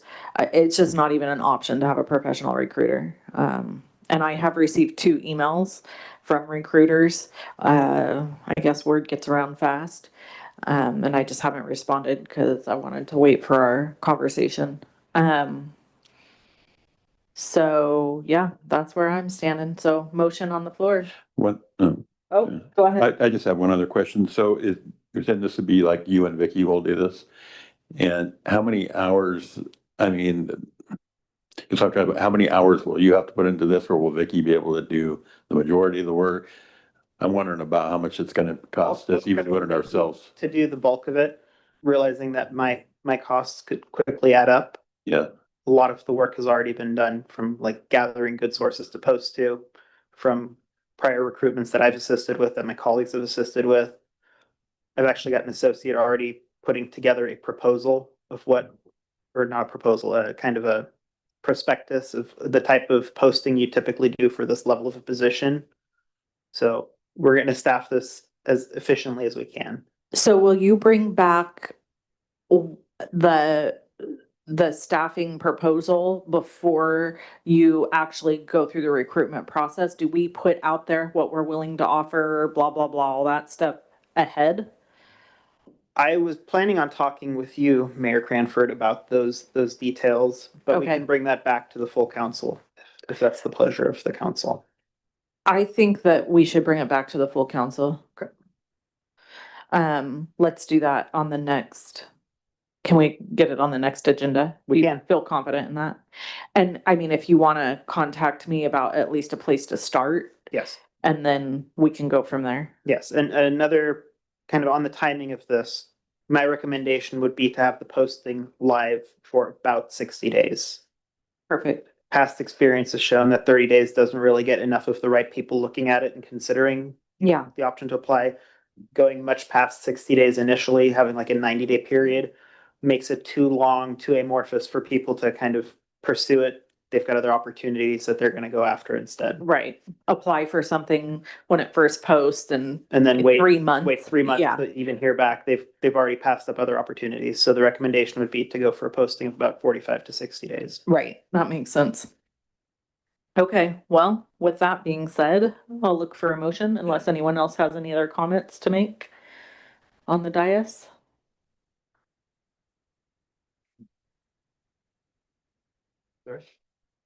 We just need to give direction. I guess we don't need to motion anything. No, if the direction is to proceed with the Yes. internal staffing of the recruitment process, that's enough direction for us. Yes, internal recruitment. And bring, It's staffing recruitment. Yes. Let me be clear. Yes, please, let's move forward that way. I think you get a head nod from everybody. Yes, head nod, head nod, head nod. Yes. Yes. Yep. Okay. All right. 7.3, review and discussion of city council policies. I will open this for public comment. Seeing none, hearing none. I'll close public comment on this item. Discussion at the council. I'll start with, oh, go ahead, Holger, you want to start? I was gonna start with Vice Mayor Nunn because this was originally his, his item that he brought to the agenda some time back, so I would like to start with him.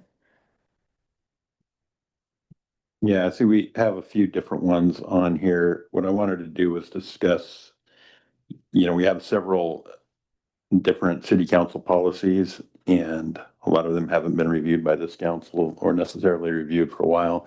So I wanted to pick out some of those to look at and discuss and see if we wanted to make adjustments to them.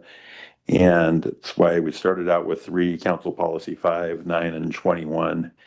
And wanted to just basically have a discussion and see if other people felt like I had a few things on some of them, that I felt we might make some adjustments on and see how other people felt about it. Yeah, I think that's a great idea. Do you want to kick us off then, Dawn? Because I'm curious as well. What if we start and do it, but one by one? What if we start with reviewing each one and then move to the next? And maybe we Yeah, can, that would probably make the most sense.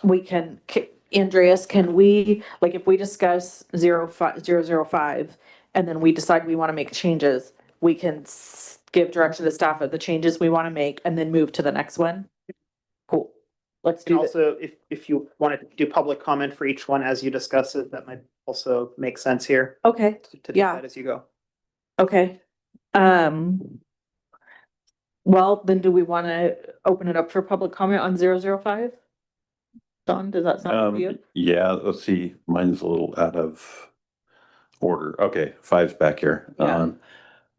So 5 was the city council, city attorney communication policy. Yeah, Okay, so we want to open that one. yeah. Does anyone have public comment on that? Either online or here in the building? Okay, seeing none, I'll close public comment and let's go ahead and move it to council discussion. Dawn, you want to kick Yeah. us off? Yeah, all right. So on the city attorney communications policy, city council, and talking with the interim city manager, I don't know if it should include or be a separate thing as far as other staff as well. This one's pretty short. It talks about, who can contact city attorney and when. And I think that some concern had been in the past, if everybody's just randomly calling the city attorney, that is costing the city money. It's racking up a lot of funds on that. I think that, like we were, I think at times, here in the past, having to call quite a bit.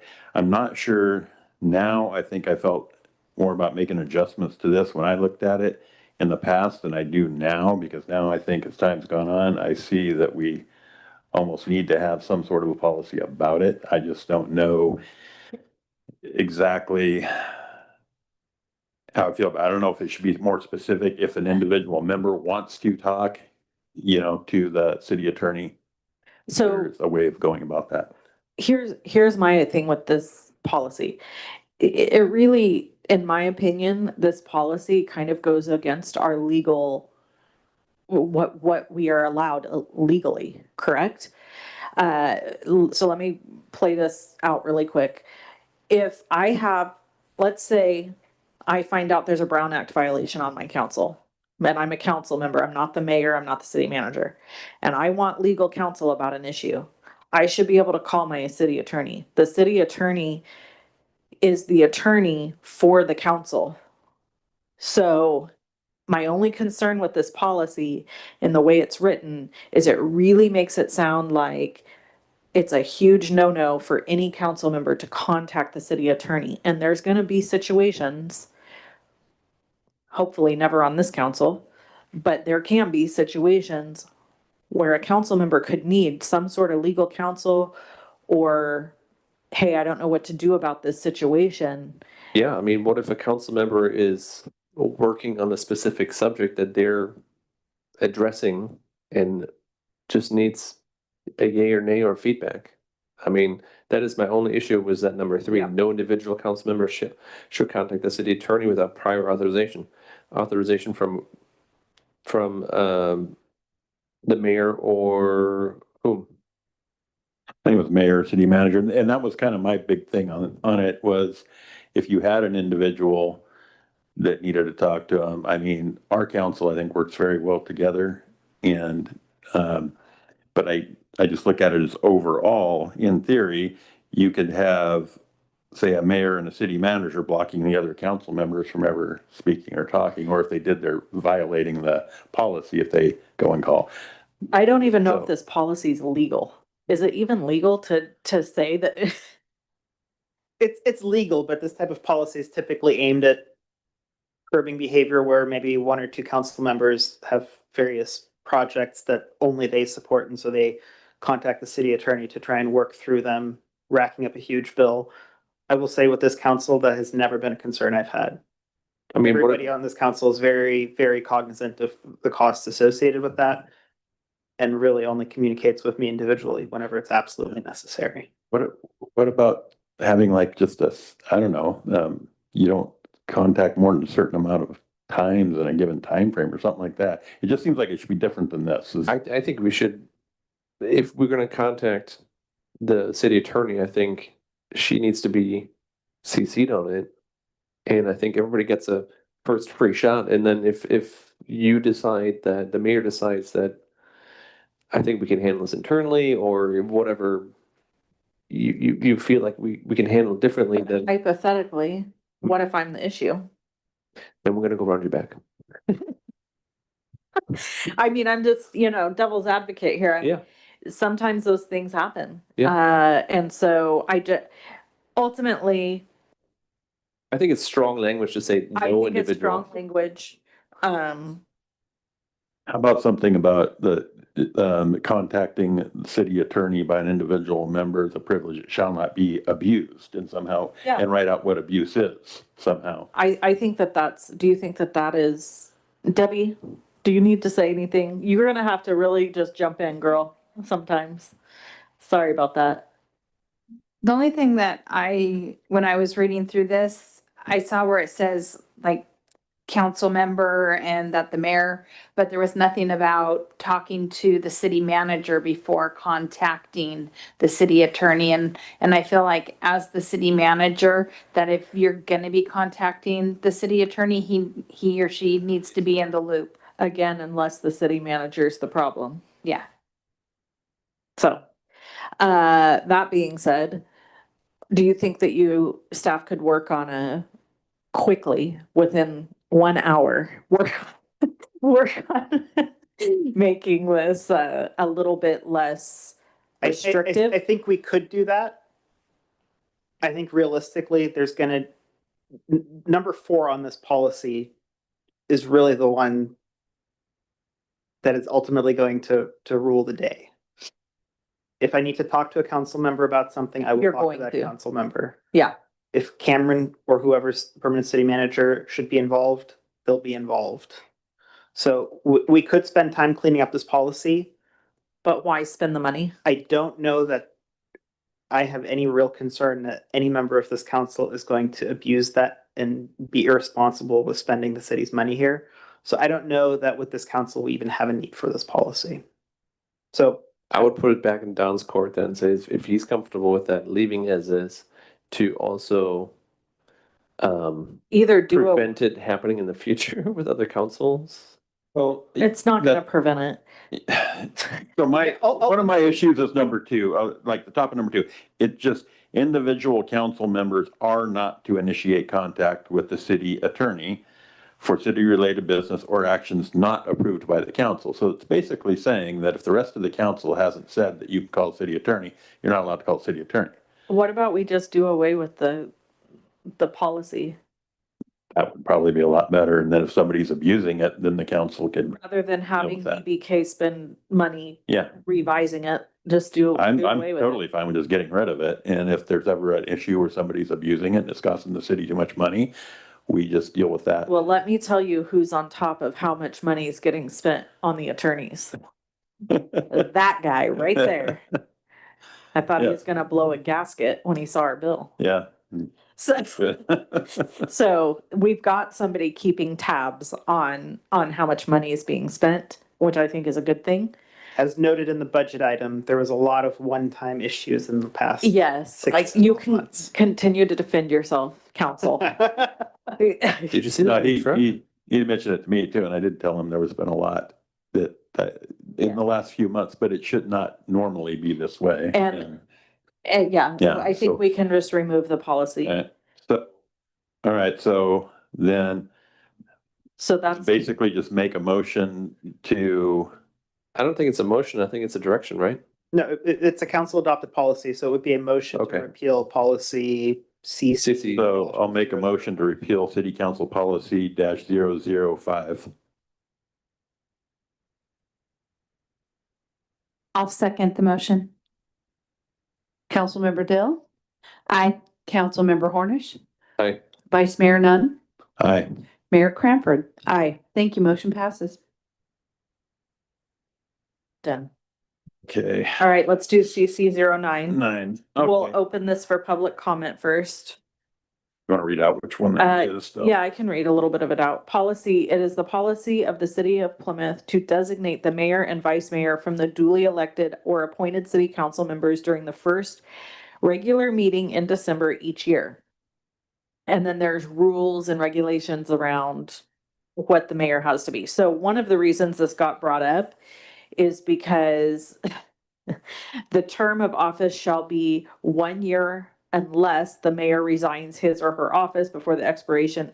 Oh, no, it's not that one. No, let's see. It's unless no such council member qualifies, the council member must have served at least 23 months at any time to be eligible for mayor. So And 3B, you have to have 1 year for the 3B. vice mayor. And then, yeah, 3B is the term of office shall be 1 year unless the vice mayor resigns his or her office, blah, blah, blah. No, it's not that one.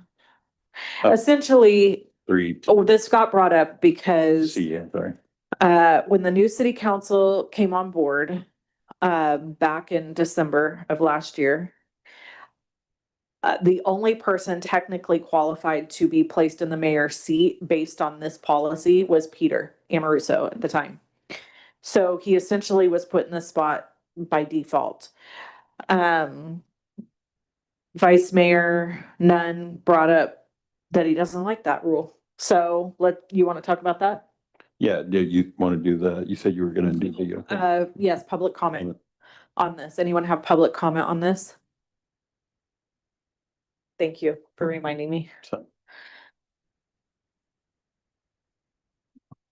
Rosemary Marino Moody. I agree with this 23-month thing. The bottom line is you could serve a year, but if none of you are qualified, you could have the same mayor for 2 years straight, that can control things. But with all of you up there might be someone very qualified that's willing to be mayor, that has the credentials, but just got on council. So I don't understand why that has to be in there, honestly. Thank you. Thanks. Anyone else? Public comment? Okay, seeing that. Oh, I spoke too soon.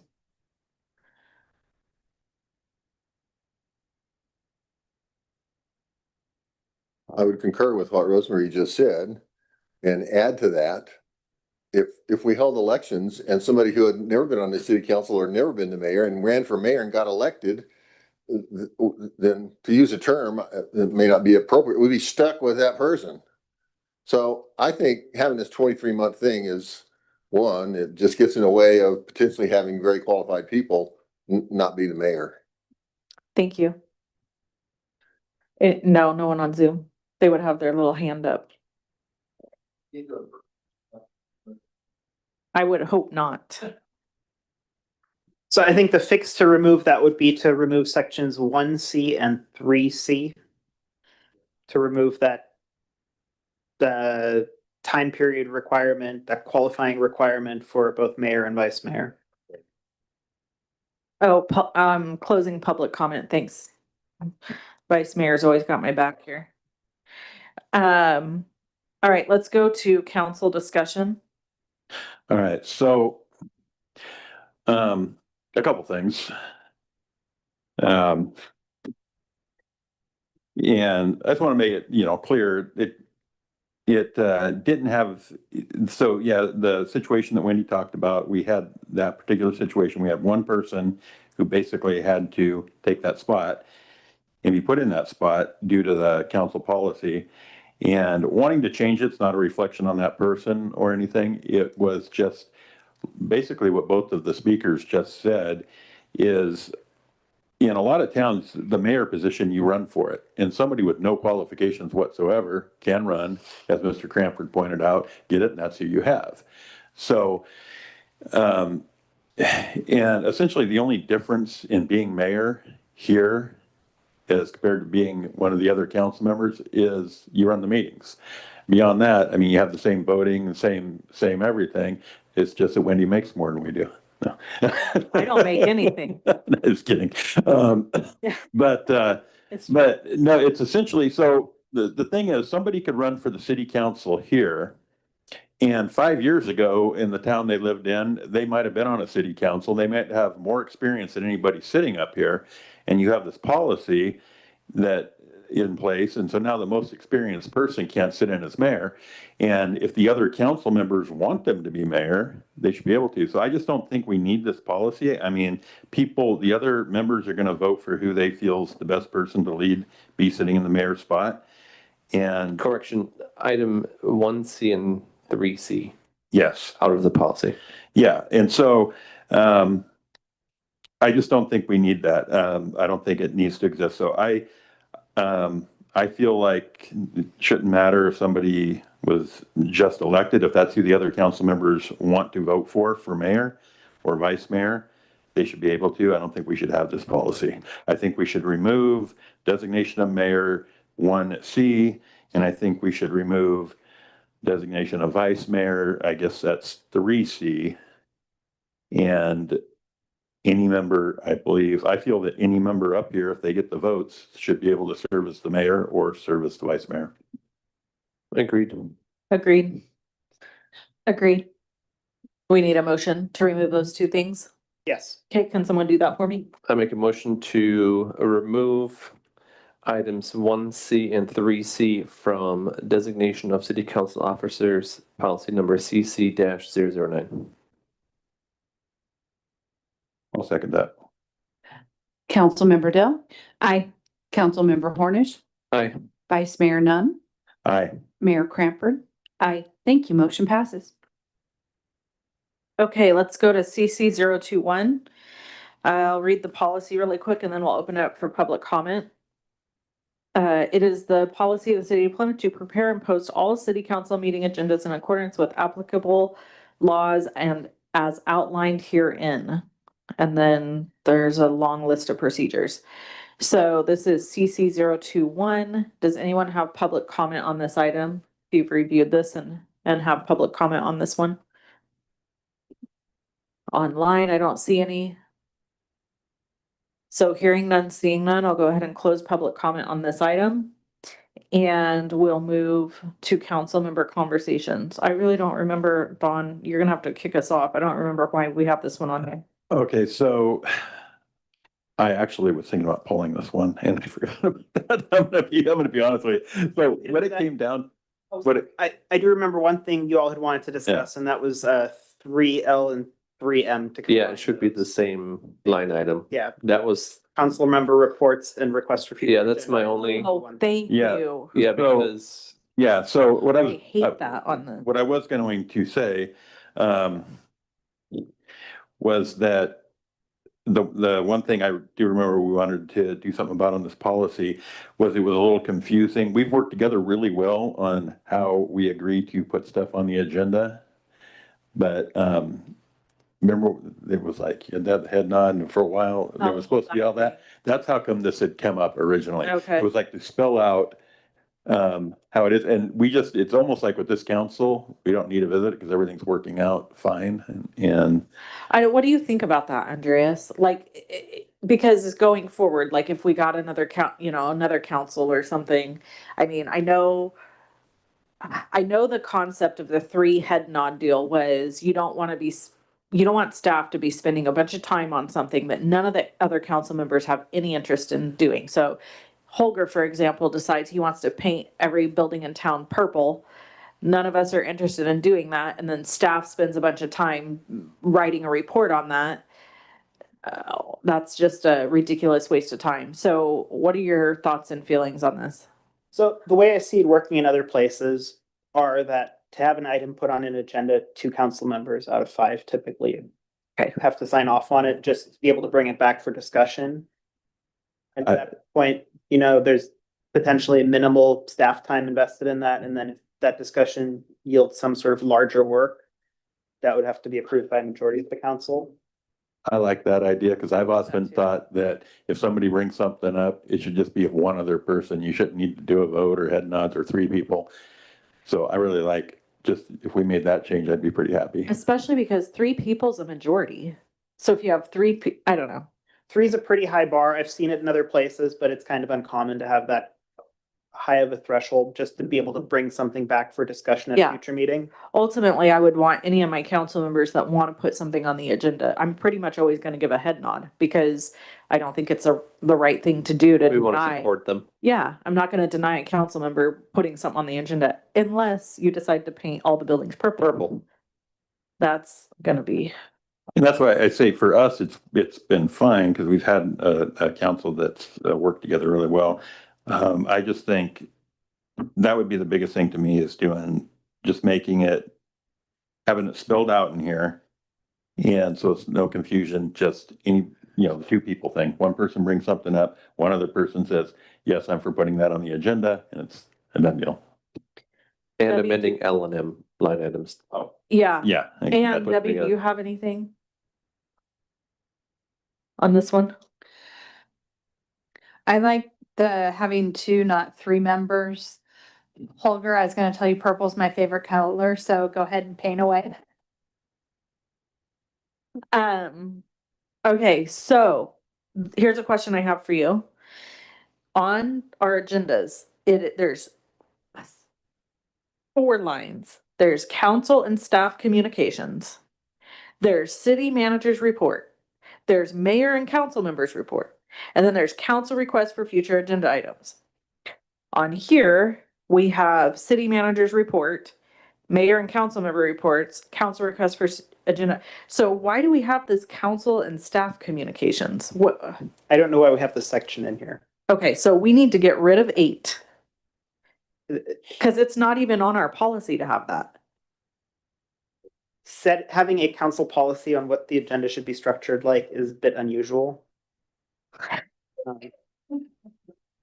Now you say that.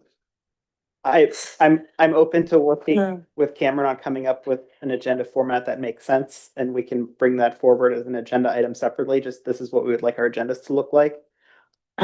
Okay. This laundry list of items that should be considered in this order is different. So can we just get rid of I think this? we can. Are you guys comfortable with that? Getting rid of this part?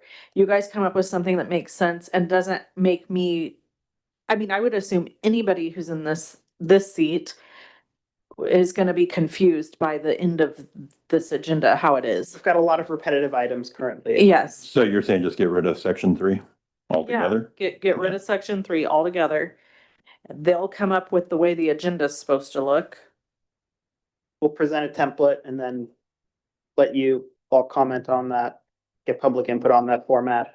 And Yeah. just use that template Okay. going forward. So do we want to vote to abolish the section 3 tonight, or do we just want to suspend it? Strong word. I would say a side note on here that there's an invocation listed as going after our flag salute.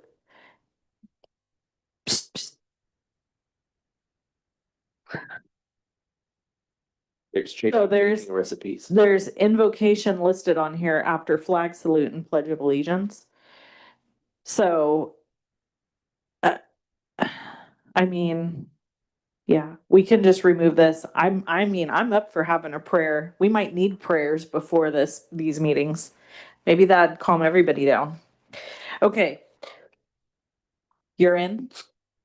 You're in? Oh, We close. Well, it's closed. so you're providing a public comment after this? Okay, It's- go ahead. Pursuant to what you're discussing. Okay. I would That's fine remind the enough. council that during the Constitutional Convention, where papers were written, the very law on which this nation is founded, that Benjamin Franklin suggested that they open every session With an invocation. with an invocation. I know. I think we owe it to the founders. Thank you. Are you gonna come to every meeting and provide the invocation? There you go. Yeah, add it if you want, I don't care. It's up to you guys. Okay, what are we doing? We're getting rid of So- section 3. Staff direction. We need a motion to remove section 3, order of business from council policy, city policy, for council meeting agenda CC-021 and going from 3 knots to 2. What? I was just gonna say that you could, just to make it easier in the future, is you can leave 3 in there, just leave A and B. You're always gonna do that and just strike everything from C on down. And then in the future, if they come up with certain format they want or something like that, if for some reason somebody wants something in there, the section's there, you just are adding to it. But it doesn't really matter to me either way. I'm off, either way you guys want to do it. I mean, You're always gonna do that A and B, pretty much beginning of every meeting, no matter what. So you could just leave it and just strike everything from C to O. Well, I guess you leave adjournment, but Debbie, do you have any strong opinions on this? How we go, the direction? I almost feel like it's cleaner just to take it out rather than try to update it continually. That's kind of how I feel too, because we're not doing half of what's on here. So what do you think? Holger? Just what I just said, Okay. remove section 3, go Okay, to 2 head knots instead of 3 and yeah, let's do that. Basically, be amending section 5 or section B. What?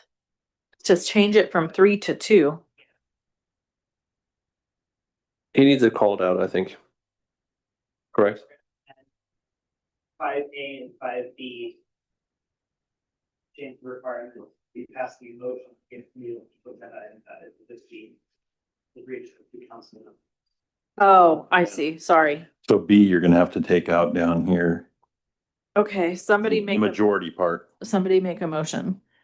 Make a motion to amend city policy CC 21 by removing section 3 order of business and removing, Amending amending section 5A and B to reflect that. to reflect 2 head nods instead of 3. Need a second. I second that. Councilmember Dell, Aye. Councilmember Hornish, Aye. Vice Mayor Nunn, Aye. Mayor Cranford. Aye. Thank you. Motion passes. Thank you.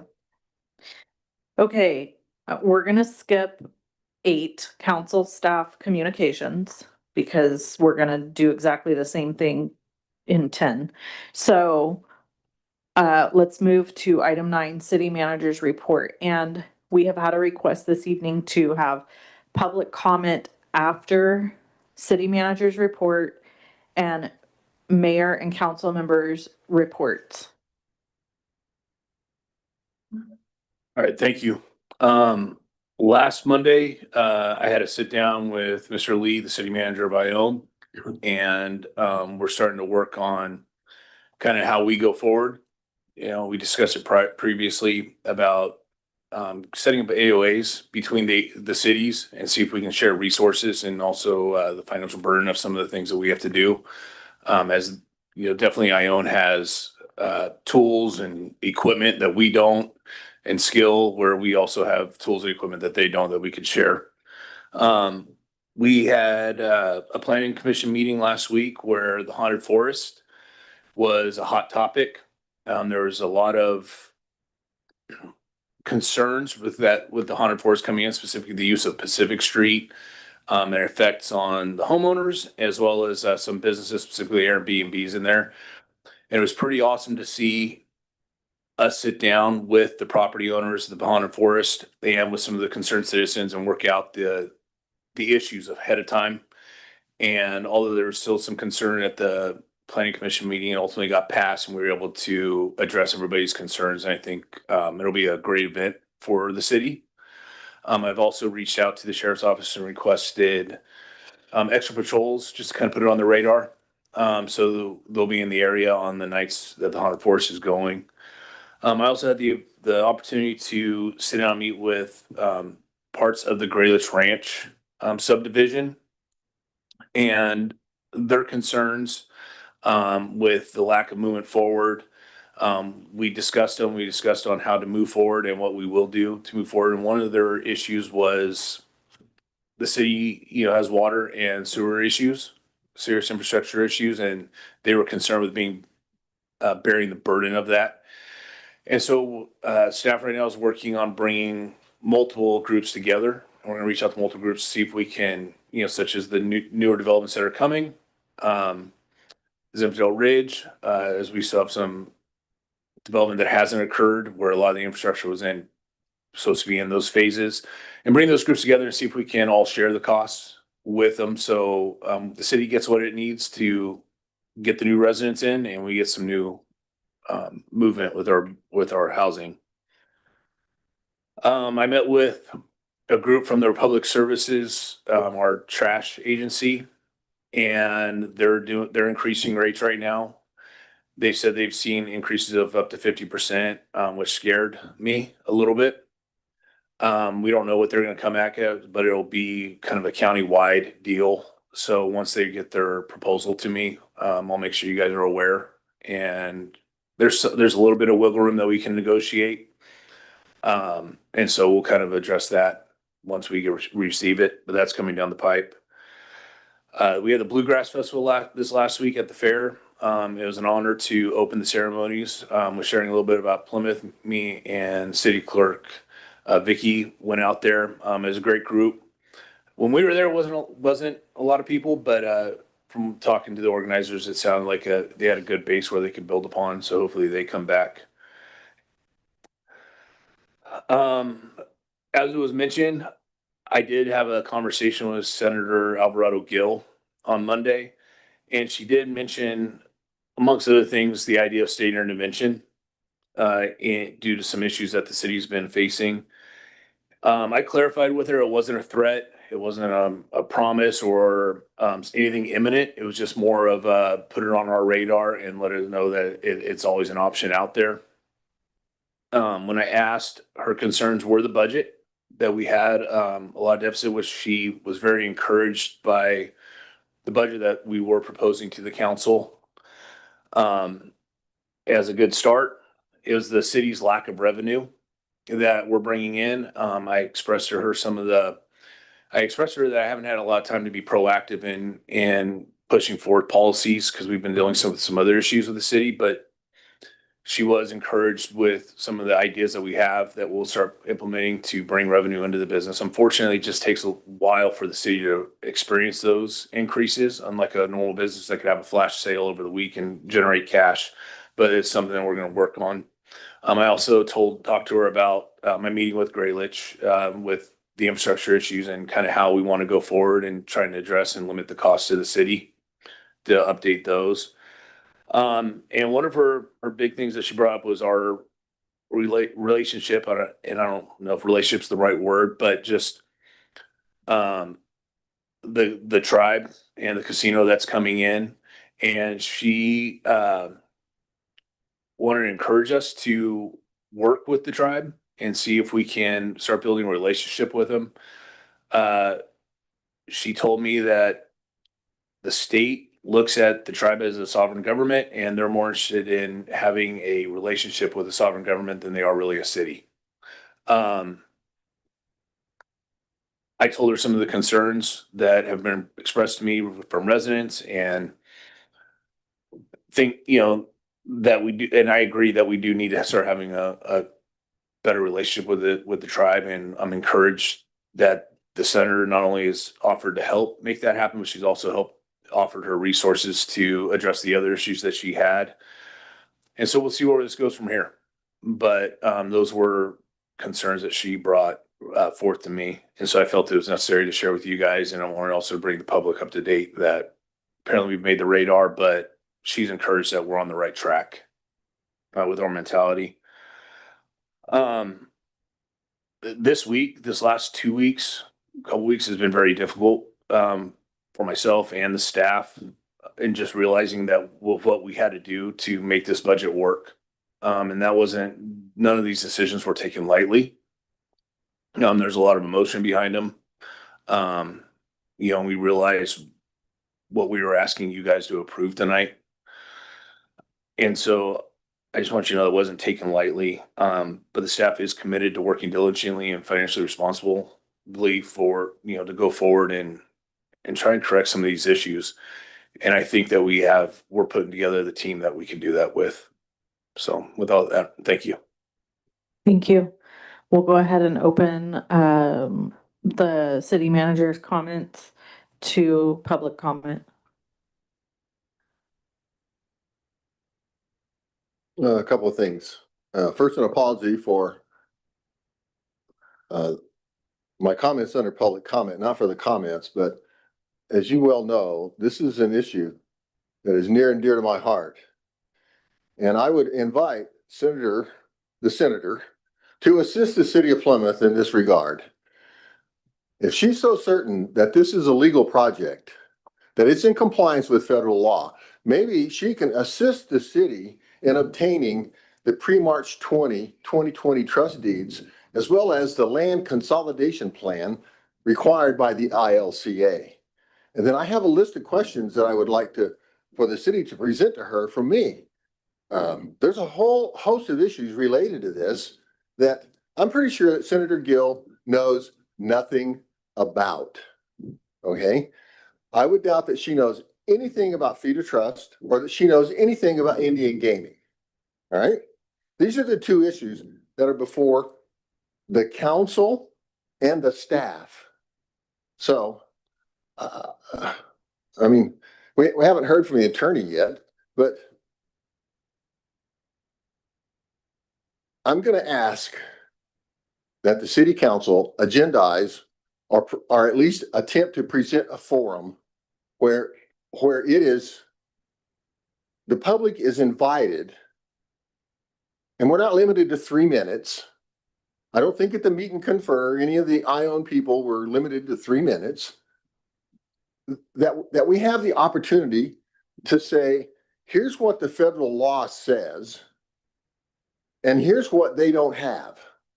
I'm gonna tell you right now, Senator Alvarado Gill didn't show up here with that little nugget in her pocket because no one from the ION band has visited her about all the nasty, mean people up in Plymouth that don't want to cooperate with us. The ION band was there. You have what they need, and they don't have anything you need. We need to start operating from a position of, we have the leverage. The city of Plymouth has the leverage, not the ION band. So I'm going to formally request that the city manager who met with the senator with the approval of the city council request that Senator Gill ask for those documents. Thank you. I saw a hand up on Zoom and then it went down. Elizabeth, do you still want to make public comment? Oh, there's her hand again. Just unmute yourself.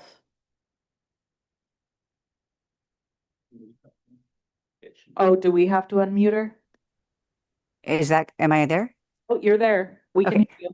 I just wanted to say something positive. For the first time, I've been a resident of Plymouth for a long time, and for the first time, when an issue came up and we called the city, the issue was immediately addressed. I mean, we're a small city, and it could take weeks for things to happen, but some neighbors and my husband and I got a meeting with the city manager. It was resolved. The city manager had other things to do, but he showed up at a meeting he didn't have to. And I just I think the city's moving in a great direction, and I hope the momentum stays that way. Thank you. Thank you, Elizabeth. I don't think she's muted, just so you know. And just so you know, Elizabeth, you're not muted, so be careful what you say. Okay. All right. So now we're going to move to mayor and council member reports, and we're going to add to that requests for future agenda items. So it's just all in one. So you can provide your report and add any agenda items you'd like to at this time. And I'll start with Holger. No. I'll start with Debbie. I have nothing to report or add. Thank you. Back to Holger. Oh, I don't get to go on that? Or- Well, you get to go after Holger. Oh. We always go last. You know that.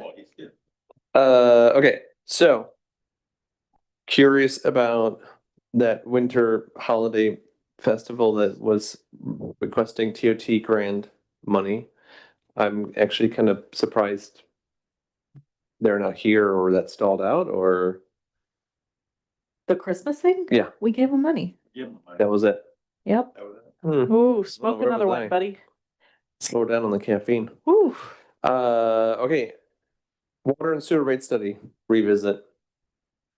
Having seen the budget, I think we really have to move on something.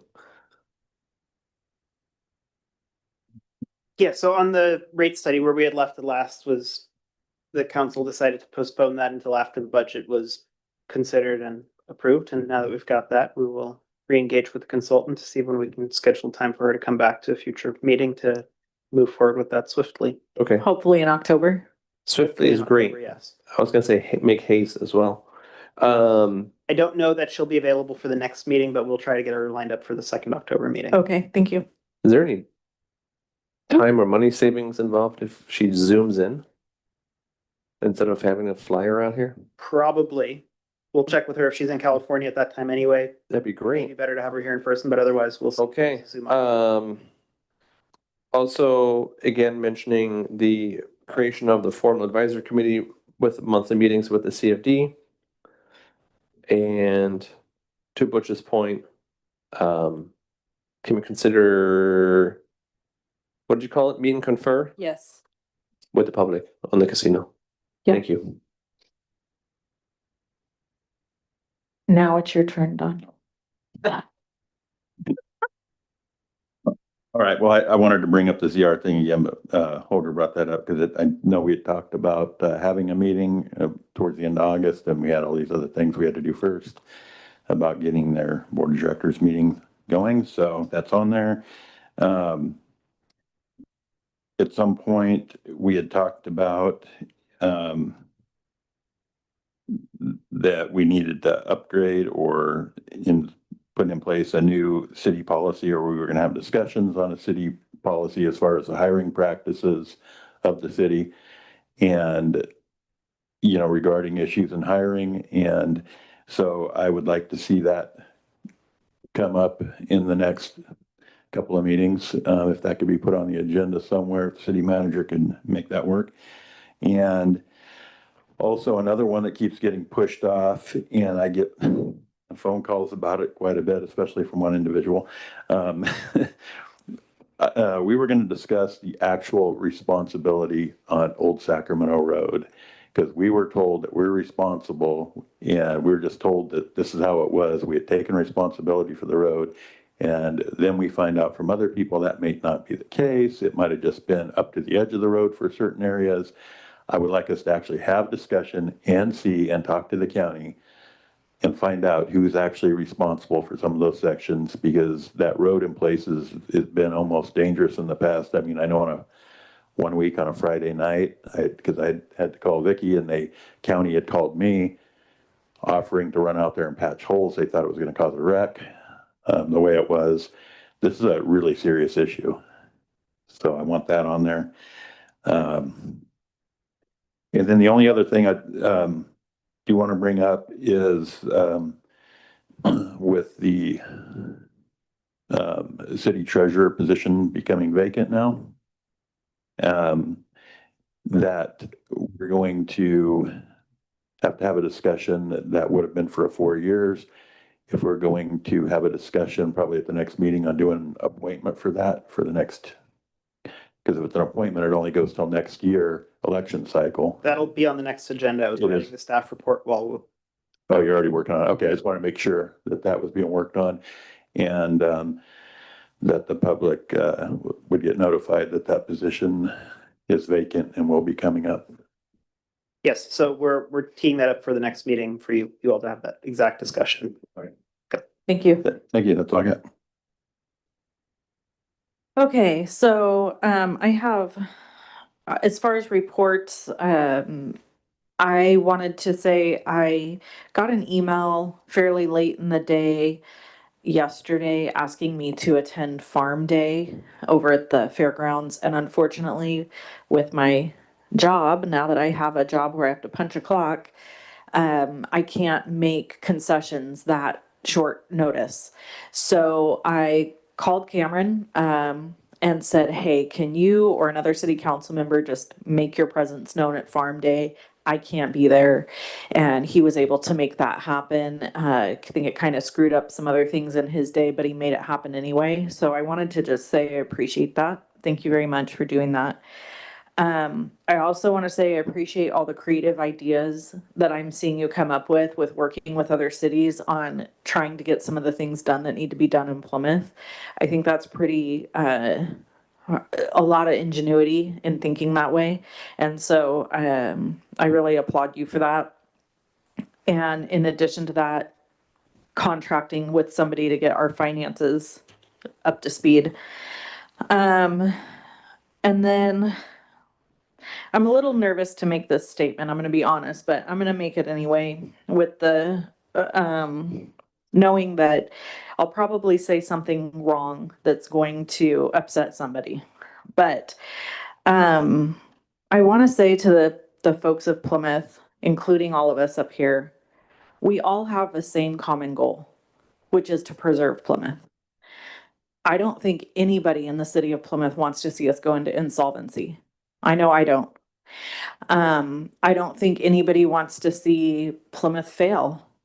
And so my request would be for people to partner with us instead of fighting against us on everything. I would like to offer a suggestion. And I do this very carefully because I don't ever want it to sound like I would not want the public to feel that the city hall and the staff in it or the council or anybody else that serves the city is not at their behest, that they can't contact somebody. But I would say, could I just suggest that we consider when we interact with city staff, the time and money being spent on issues that are concerns for citizens, and possibly running that concern through the filter of what is my end goal in reaching out to staff with this concern. If it's simply, I want to be heard and I want to be right, you know, at some point, do you want to be right or do you want to be happy? And what cost is it costing the city when the city is in financial disaster? There's no other way to say that. We've just let go 3 people. We only have a surplus of $5,000 and we're going to be running in a deficit for the coming years. So I would love for the whole community to band together to find ways to creatively save the city money. That being said, please don't twist my words and say, I don't want people coming to City Hall, or I don't want people bringing up serious concerns that they have. That's not what I'm saying. All I'm saying is maybe we could use some caution in some of those areas. That being said, I have a couple of things that I'd like on a future agenda. One is I would like to echo Holger's sentiments for a meet and confer with citizens regarding the casino. This is not something that has been done in years. In fact, I would say that it was 22 years ago that there was the last time the citizens were able to share their thoughts and concerns on the casino. So I don't have any issue with that, having some sort of meeting where people can share their concerns and how they feel. Next, for an agenda item, I'd like for us to have a conversation about a fundraiser regarding the Plymouth pool. We run that pool in a deficit. It's $46,000 a year essentially to run that pool. And we don't bring in near that amount of money, even with donations from the folks at Zinfandel Ridge put together a fundraiser every year within their community. And this year, I think they donated $7,000 to that. Very grateful for that. But I think that we could come up with something creative, maybe a drive-through dinner or something else, to do something to raise some funds to help cover the cost of that pool. So it's not just coming out of our general fund. So if we could get some on the agenda to talk about that. And then I think that was it. I was gonna bring up the 218 water thing as well. But Holger beat me to it. So I think that's all I have. And now we'll take public comment on item 10, mayor and council member reports. Can you who? What? What'd you ask? On what the council said. Yeah, that's what I'm calling for right now. Public comment on everything that we just discussed. Microphone. I agree with everything the mayor just said. I had a few simple questions when I came back from vacation about what was going up on Village Drive. I contacted 2 city council people. They won't remain nameless. One didn't even bother to call me back. I contacted that person more than once.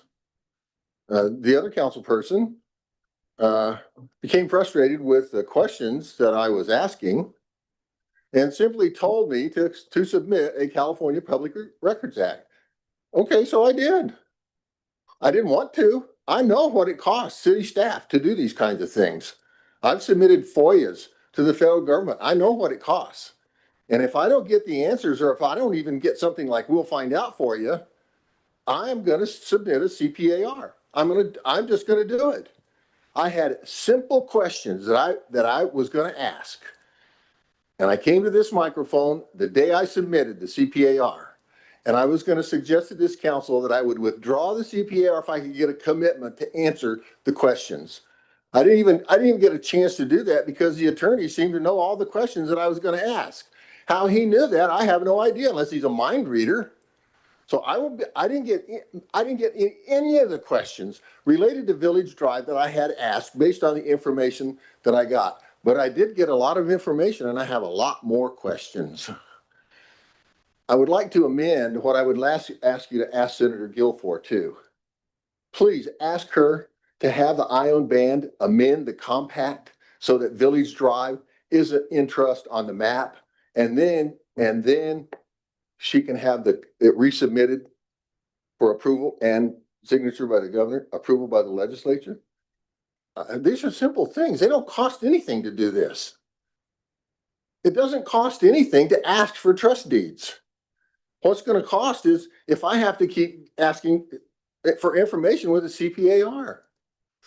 I would like to sit down. I have sat down with Cameron. He seems to be a reasonable person to work with. I would like to at least sit and have a conversation with Andreas about Feed of Trust, Indian Gaming, and what's wrong with that project out there. I don't know, is anybody else in town even interested in not having that? It's a legal project.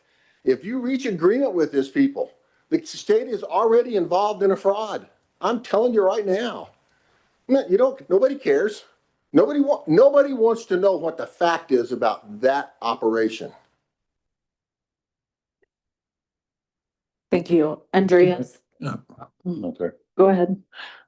I was just gonna bring up that I was gonna ask Cameron if possibly if we do schedule this meeting of her and we see if Murray, Senator Gill, at least make the invitation, ask her if she would come. Come to it.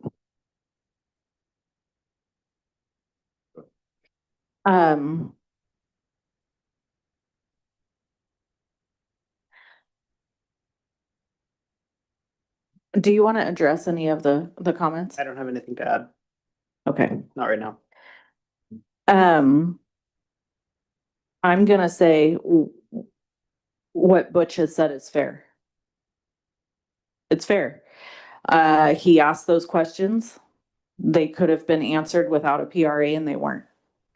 And then the PRA does cost us money.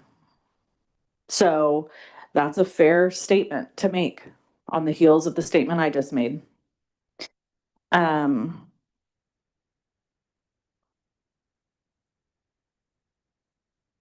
I think there is a fair amount of concern and fear around discussing anything related to the casino. I know that's often why I don't make comments. I'm not sure why that exists, other than all of the volatility surrounding the issue. I also frankly don't know what I can share and what I can't share publicly.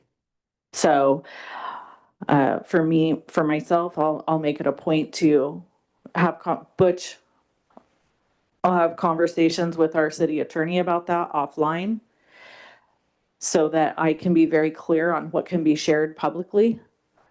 And you can look forward to those comments in a future meeting during council member reports. I have said multiple times, even when I was campaigning, that I have felt that there wasn't enough transparency around what's going on with the casino. I've tried to bring more level of transparency regarding the casino. So I'll continue that quest. Okay, with that, we can go into closed session. Oh, I'm sorry, never closed public comment. Go ahead, RJ. It's late and I'm a little rummy at this point. Yeah. With the water and sewer rate study. So they've done the study, they've made 2 presentations, so there must be a report somewhere. When is that gonna be made public? They're waiting for us to give them the direction of what we want to do, what percentages we want to raise rates by. Then they will develop that report. My understanding, every time I ask this question from the city attorney, from the folks doing this, I can't remember the name of the firm, is you get that report after we give them instruction on the increase in rate, the percentages. Well, it's kind of hard for you to decide on those rate percentages without seeing the rate study and what they came up with and et cetera. So, but I didn't mean to cut you off, but she did have a whole presentation. She did, but it still was very generic information on there. Okay. And a lot of, totals up there, but not really explain Andreas. what they are. I'm gonna, Yeah, so one, this is not on the agenda, so I don't think we need to get into big back and forth on this. The data has been gathered for the rate study. The actual report has not yet been drafted. You're absolutely right, Mayor. The report will be drafted after that direction is given. Okay. so I just want to make one statement. I asked her point blank, is this how it's done in every city? And she said, yes. So I don't understand why we're expecting it to be done differently for us. It It's just a seems- common practice. It just seems that if they did a rate study with all this information, it would be nice to have before you guys made a decision on which. We're not scenario making you a wanna do. decision though. We're gonna give them what we think is best, right? We said we don't want the 30%. So we're gonna give them whatever we think is best when this comes back. And then that's not the final thing. Then they'll come back with something. And then there's this huge process that we have to follow that takes months afterwards. Right, I realize that. Yeah, so it's not like we make that decision and then it's just a done deal. Okay, well, it just seems odd that you paid for something and you haven't got anything.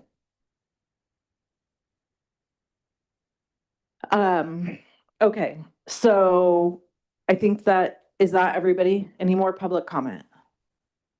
No, we're closing public comment and we're gonna move into closed session. Thank you all for being here tonight. Appreciate it.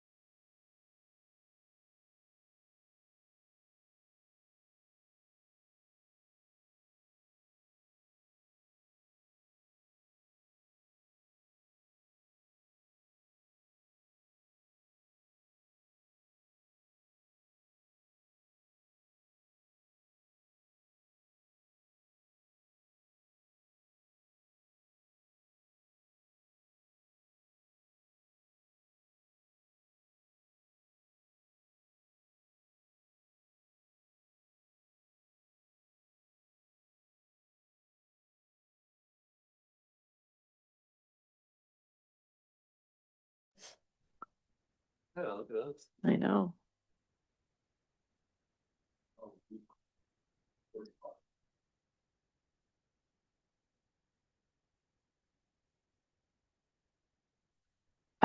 We are reporting out of closed session with no reportable action at 10:42 PM on September 25th.